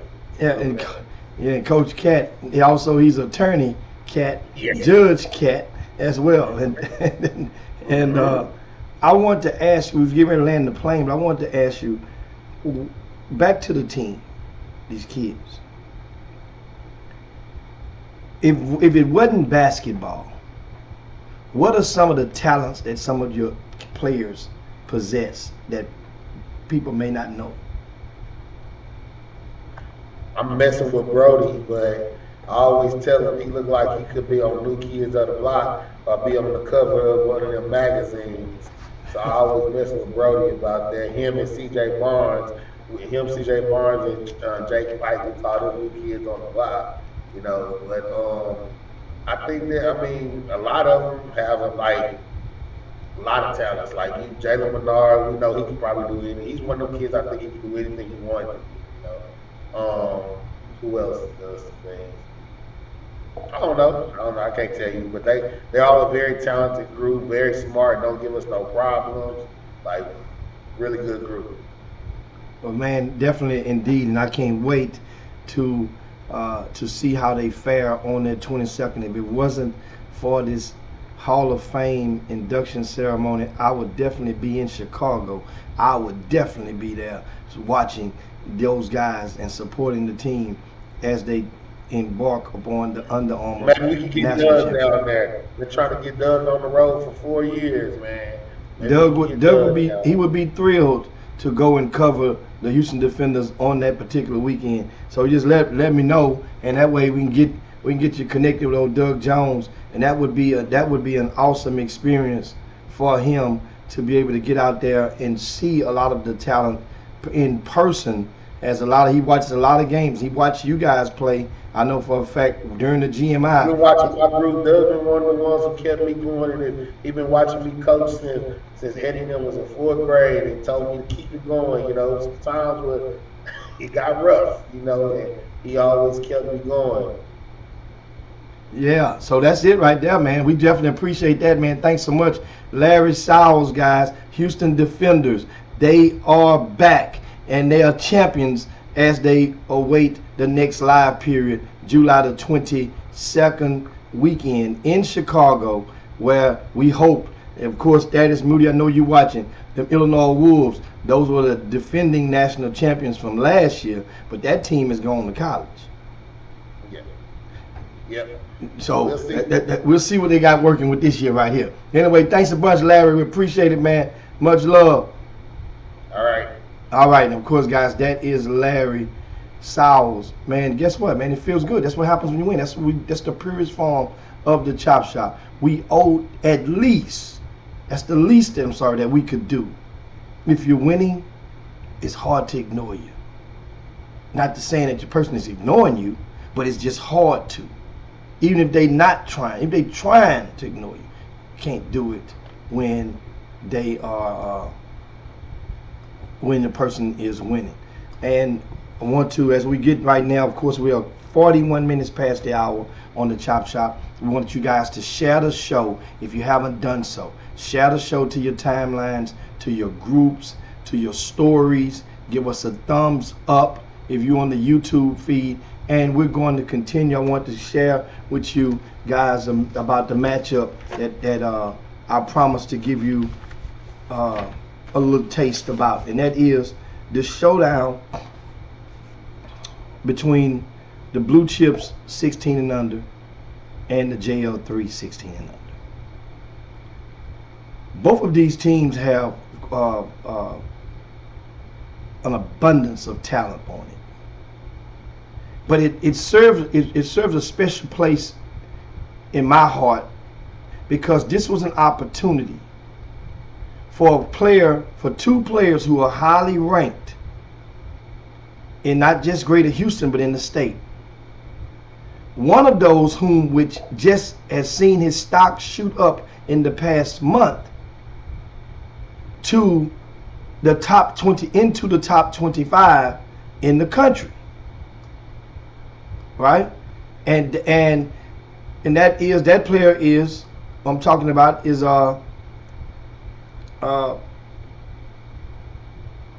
man, my big fella, my mind going blank on it. Robert Miller. Robert Miller's number 24 in the country on one poll, according to one poll. And I like to always, I'm going to get you guys the name of the rankings. It's called On3.com. On3.com. Right?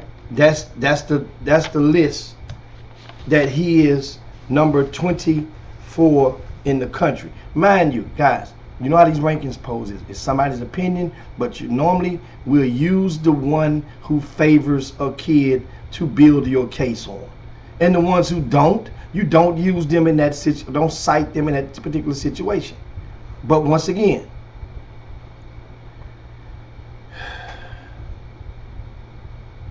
Robert Miller got a chance to go opposite Chris McDermott. This is a matchup that Houston wants to see. Houston, the city of Houston wanted to see this matchup. Those who were concerned are in the building, right? Chris McDermott, he was previously ranked number 1 in Greater Houston, right? That spot is occupied by Zion Pipkin right now. He's a guard, about 6'1", at Westfield High School. He played on that Coos Elite 16 and under team that won the first place in the Rise division. If I'm not mistaken, that's the team that Zion plays on, right? So Zion occupies the number 1 spot right now. Robert Miller occupies the number 2 spot, mind you. And Chris McDermott occupies the number 3 spot, according to RCS Sports. So we get a chance to see these two bigs, these two front court players, go head to head in a platform while Division I coaches are watching. In case you guys missed it, there were 14 college coaches in the building on Sunday. 14. And it's coming over so funny. A dozen of them, I'm not going to get a breakdown, but what's so funny, people say, well, the college coaches, how many college coaches in the last event that you played at, Division I coaches? Whatever event you played at last, as a grassroots team before this past weekend, how many Division I coaches was in that building?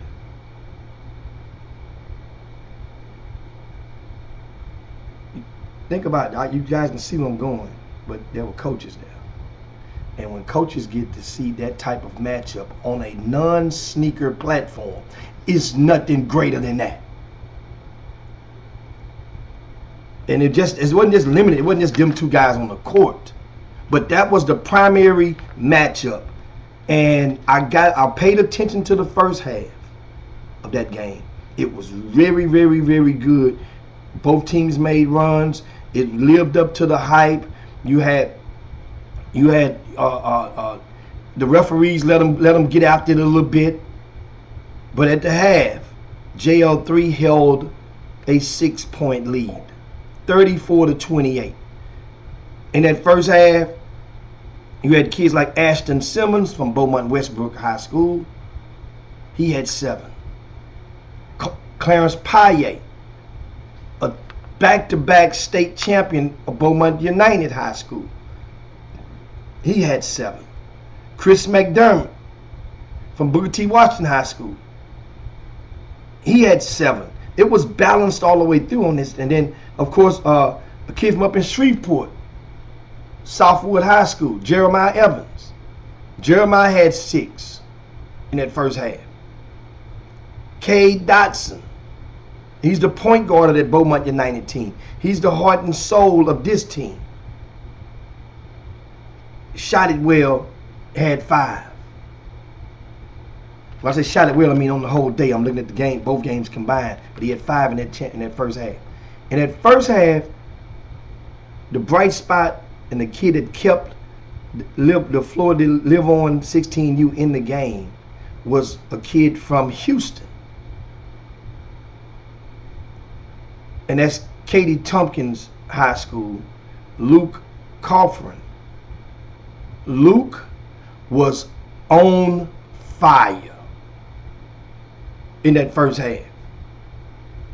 Listen, guys, he hit 5 or 6 shots. 4 of them was 3-pointers,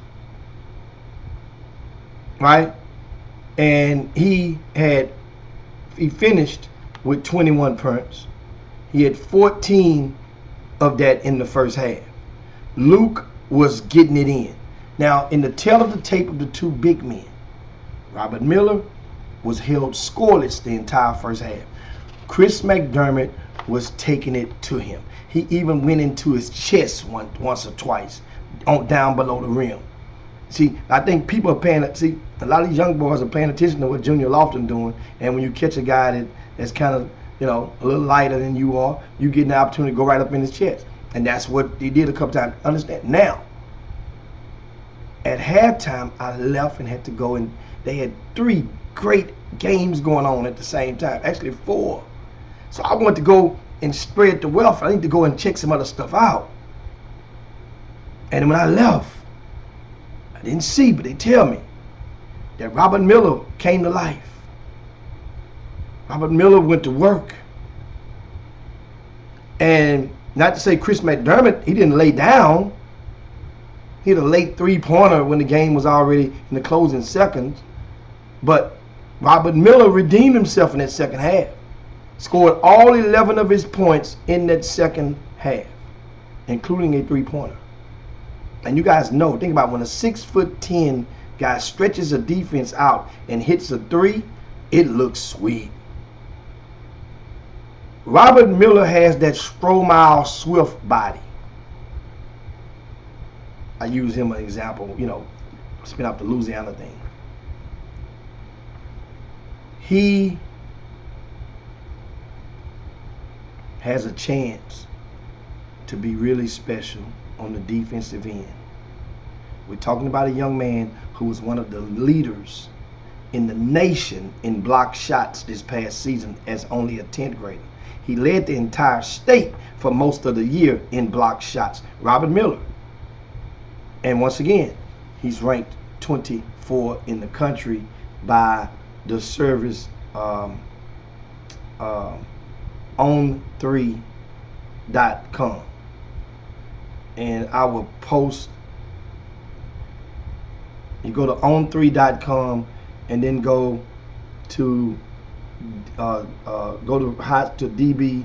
You go to rankings, basically basketball rankings. I'm looking at the list right now. Trey Johnson from out of Dallas is ranked #1 in the country, according on this poll. And in case you're wanting measuring and keeping score, Trey Johnson actually played against Chris McDermott and Jaquil Registe this past November. And he put a smacking on both of those young men in the head to head. I'm talking about it wasn't even close. Trey Johnson just marveled coaches at the TABC event a couple of weeks ago. The only blip on his radar right now is not making the cut for USA Basketball last month. And Herb Baker says Robert Miller reminds him of moves like Javier Francis to me. I think he moves a little bit quicker than Javier Francis, but that's why the defensive.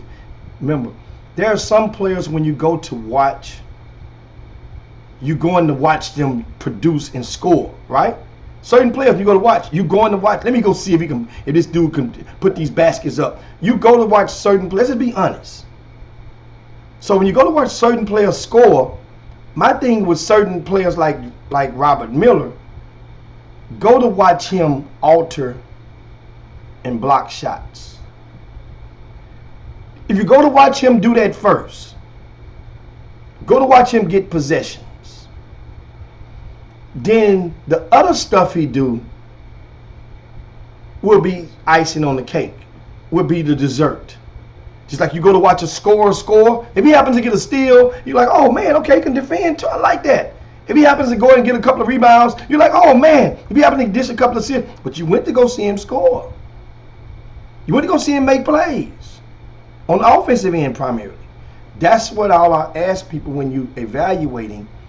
If we start to take in consideration to give the proper skill set or the trait that's going to benefit the young person whom you are describing, that way you can let that college coach or that evaluator lead them to the narrative. Lead them into the narrative. You see, we mentioned Chris Johnson a while ago with the Houston Defenders. There's a narrative that's out there, a jacket on his back right now. Right? Well, some people that's going to evaluate him as a college coach was going to evaluate him to see if and when he was going to melt down, or if and when he was going to cause some grief or turbulence, but when his teammates are coach in the midst of a game. Right? So, but when they're watching and they see him make a pass here, make a steal there, make a play here, set a guy up there, then they start to notice other things in addition to what that will offset and counter and supplement. That all goes into the battle. Chris McDermott, I don't believe he's a high major prospect right now, but Chris McDermott can be very good once it all clicks in base. He's a very good, and he's going to have a very good high school career. There's a lot of young men out there that have very good high school careers, but they don't have a lot of stuff that transfers over to the mid to high level Division I basketball right now. That's what developmentation comes from. As he continues to develop. Because one thing about Chris McDermott that I noticed, if you got even though he's only about 6'6.5", I'm willing to go on the ledge and say that Chris McDermott might be the best perimeter shooting from three-point land, big, front court guy in the state.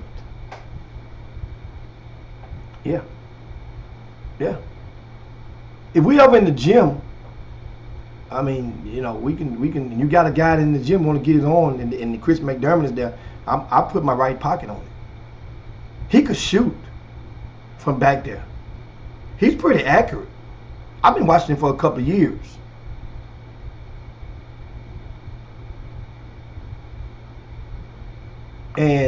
But that matchup, of course, that game Live On 16U ended up winning 70-62. Cam Williams was another young man from out of Louisiana. He's the younger brother of Greg Williams. You guys remember him?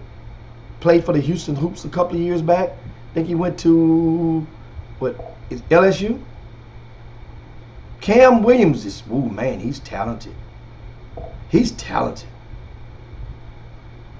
He scored 15 of his 20 in the second half. That pivotal second half, it was all Cam and all Robert Miller, with a splash of Luke Cochran, his aggressiveness. They took over. And for the JL3 elite team, of course, in the second half, Chris McDermott scored 9. He finished with 16. He outscored Robert Miller. Robert Miller gets the win. Robert Miller didn't need to outscore Chris McDermott. He needed to have a moment like he had in that second half that I didn't see, but I heard about it. That's all it takes. You got to knock out the champ. Now, knock out the champ, it doesn't mean you score 16, he scored 11, and you lose. That's not knocking out the champ, guys. You scoring 36, and he's scoring 11, and you lose. Hey, now we're talking.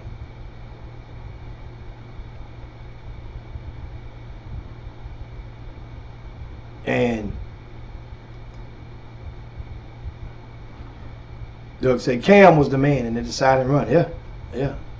Cam finished with 20. Luke Cochran finished with 21. Robert Miller, 11. Jamal Franklin had 6. Todd Jones, 5. Allen Graves, 4. Graves and Jones, those are 2 talented front court guys. They both live in Louisiana as well. And this team, this game, actually now,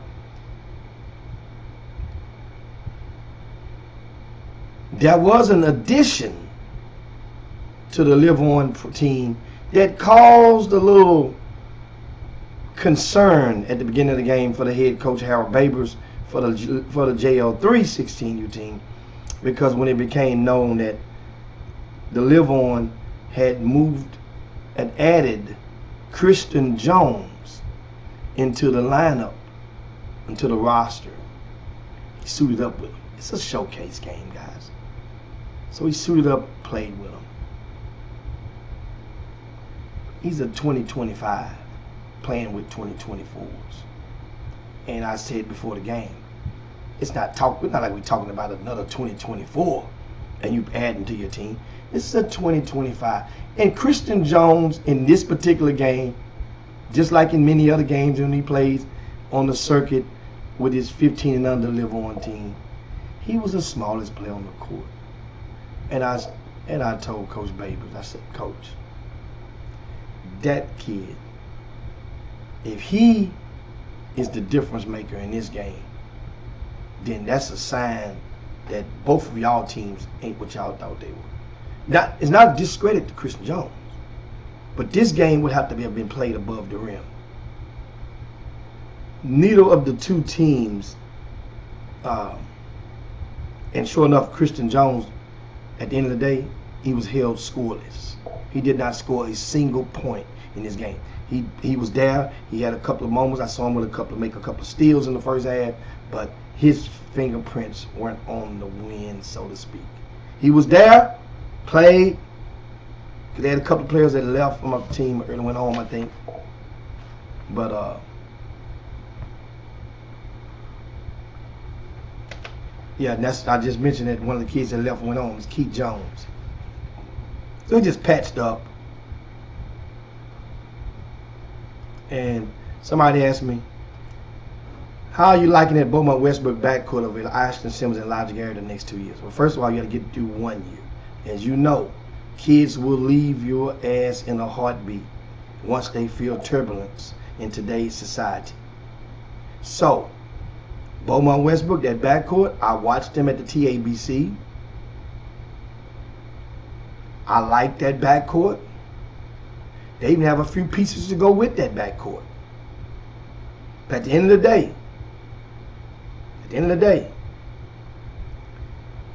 it's going to come down to being able to, and they have some more pieces coming behind them. I saw a lot of Beaumont Westbrook players in the last couple of weeks on various teams. SBG has some. I won't even say the team stage have one, but I like that young backcourt. Ashton Simmons. He had 13 points in that loss.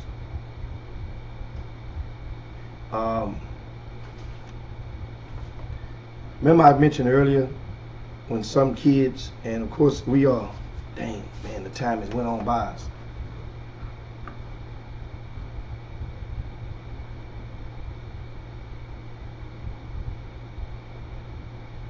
I'm looking, Herbs, yes. As a shooter on the bench, Nathan Law, and he didn't touch the floor. He had 3 D1 coaches call and asked me what the hell was he doing. And that's another thing.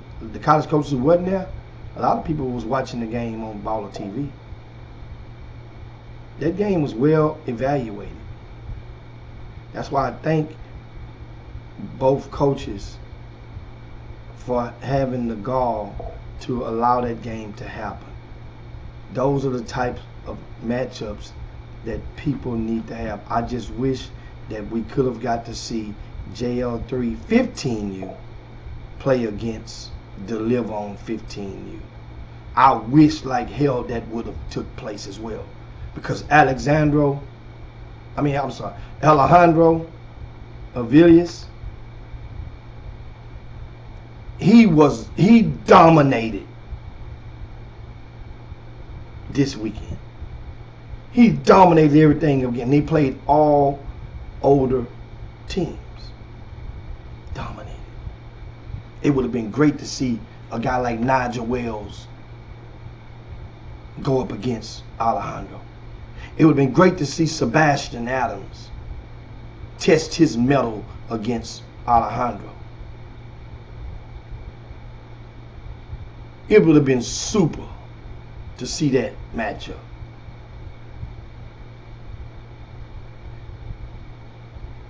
Didn't see it, didn't take place. Now the 15 and unders from JL3 battle, they have qualified for PJAM. And the 15 and under from Live On did not.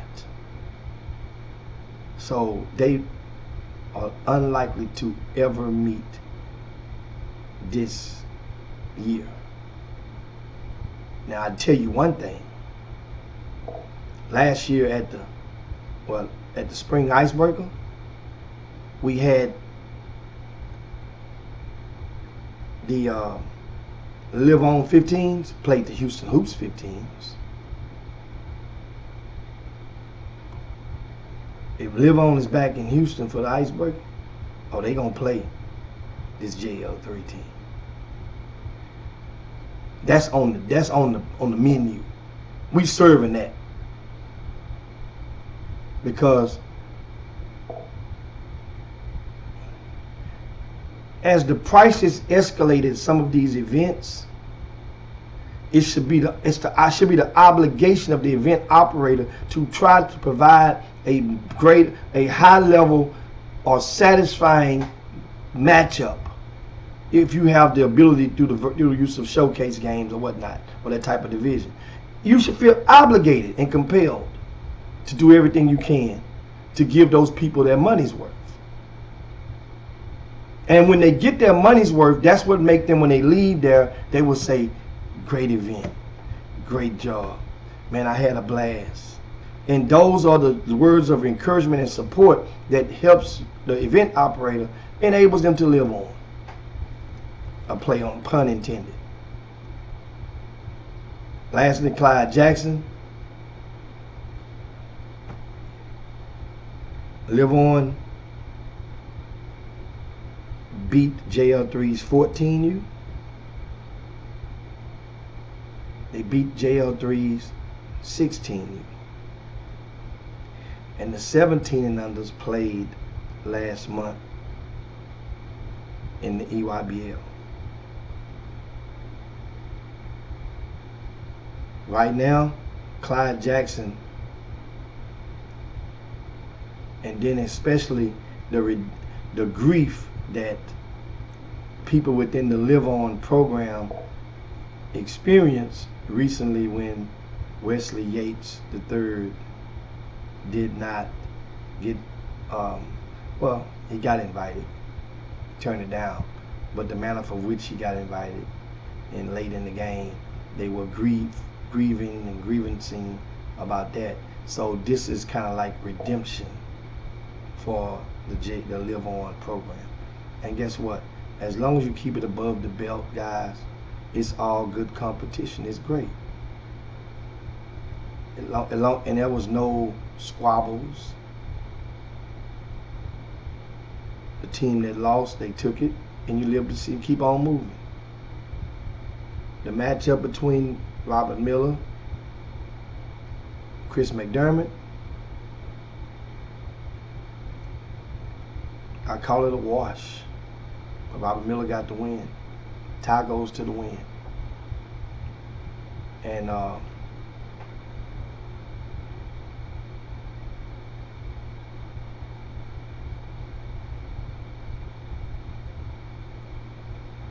looking right now and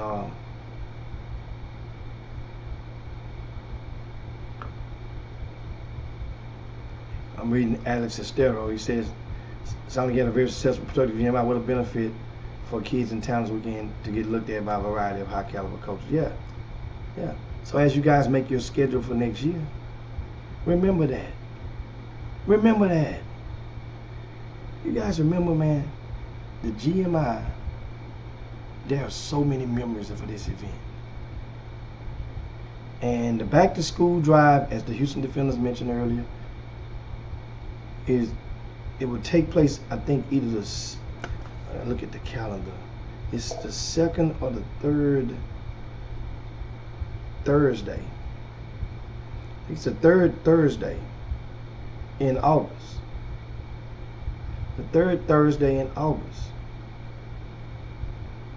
If I'm not mistaken. I'll go and confirm that date. It's going to either be the second or the third. That's the 11th or the 18th. If you have gently used clothing items, sneakers, shoes, jackets, shirts, pants, dresses, right? Gently used. Send an email and let us know, right? And if you're willing to volunteer, right? If you're willing to volunteer for the back to school drive. A lot of times you have kids that'll come and they'll get a chance to experience that, giving that those items out to those kids and those families, and you see tears rolling down some of the parents' face because of the monies that are saved now because prices are so high, because everybody can't afford clothing items. You know, you got uniforms. Somebody, you want to go to Phallus Paralis or whatever and buy some uniforms and country and contribute and give them. We give them out right down the spot. You can join them the assembly line and help pass them out. This is what the GMI, yes, the foundation's going to buy stuff. When, there's nobody, every time you think about getting it, it'd always be, a lot of people donate that stuff, but you have to be 1 quarter out, guys. So we have to buy that stuff with the proceeds from the event. But we also take, after these kids get out of school, they need to wear something else. Otherwise, they're going to go and play in their school clothes and mess them up. So that's why it's always good to have clothing items on deck, and tennis shoes. I'm telling you, I always use this. This is I go and damn near gut my closet every year. Because these students are different sizes, different grades. And they get to floss with my stuff. I might even throw a couple of hats out there this year on the line. But once again, gmi@email.com is the website. gmi@email.com. Email, not Gmail. gmi@email.com. And that is that's the email address if you guys are interested in joining our efforts. Right? gmi@email.com, and I posted it in both Boom Boom rooms for you guys. Alright? So that's about it for today. And I'm going to be, of course, tomorrow, we're getting ready for the Southwest Exposure Camp. It's going to take place. It's only going to be for 40 players. We condensed it purposely so that they can give more detail and more attention rather than just roll the balls out and let people play, to help some kids improve some of the things they need to improve on and get some of the guidance. You know, if college coaches, they'd have to be on the sidelines, as well as high school coaches. Then we're going to have workshops. They'll get some school therapy, and kids also get a chance to get opportunities how to tie a tie. Little bitty things, how that young men, traits they're supposed to be able to possess by the time they're 15, 16, 17, 18 years old. Yeah, how to tie a tie. Get that at a basketball camp. How about that? That shows you it's more than just basketball.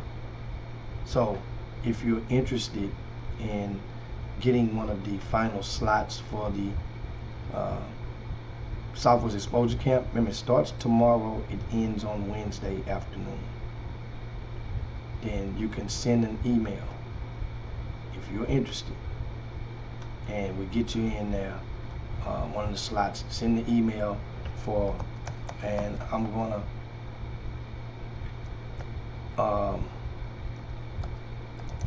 I'm typing up the email address right now. Just send it here. Just send it right there. That's what you do. So you send it there, and I just posted it in the YouTube Boom Boom room, and now I'm gonna post it in the Facebook one as well. So that's pretty much it, man. Thanks a bunch for tuning to the Chop Shop. Make sure you share the show on your way out the door. I got to get out here and get to moving around. We're gonna make sure you go over to rcssports.com and check out the first of the recaps from the GMI. I thank everybody for supporting this event. It was a great weekend. Houston, understand, you gotta realize this, we're going up against a lot of events around the country. You know, it didn't have the 300 teams plus that the Gasso had. Gasso is that's the Godfather. Remember, these events used to be on, they used to occupy 2 different weekends. And however, it's this weekend now, when the NCAA changed their calendar, then, you know, people have to pick and choose.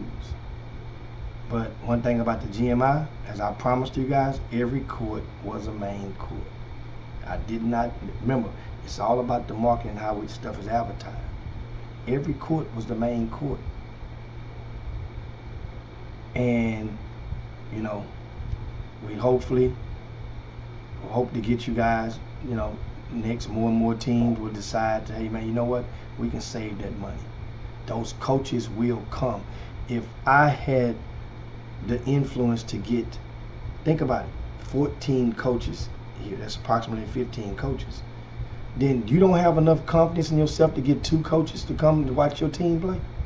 You mean tell me all the relationships that you have? So if you get 2, then the next guy gets 2, then the next guy gets 2, then another guy gets 2. You see how this stuff adds up? Next thing you know, you got 50 coaches. then it starts to roll. And coaches normally have influence. Every 2 or 3 coaches have the influence because they're on the road with some of their buddies. So once they watch their primary guys, they say, man, where you going, man? I'm gonna duck over here to Atlanta. We can go kick it. Really, you going to Atlanta? Yeah, man, I'm going to Atlanta. Well, shit, now that coach gonna change his trip. He going to Atlanta. Well, for a lot of these coaches, don't get it twisted. They like to hang out. The younger ones. They like to hang out. It ain't many cities in the United States of America that is better than Houston, Texas on a Sunday afternoon to Sunday evening as far as hanging out. It ain't many that's better than H-Town right now if you want to hang out on a Sunday evening. Believe that, guys. So it's just that easy to put the air back in the tires for that GMI. I'm going to leave you with that thought. We'll be right back on tomorrow, guys. Once again, share the show on your way out the door. We thank everybody again. Peace, man, for Robert Hatter. He's extending. The reason he wasn't here today, he's still celebrating his birthday. And he'll be back on tomorrow. I may or may not. I may be able to duck in, but won't be able to be in all the while because I will be on location at the Southwest Exposure Camp. Once again, look in the feed and you'll get the email address if you have a kid you want to get in one of those last slots. That way we can get a chance to give him undivided attention for the next 2 days.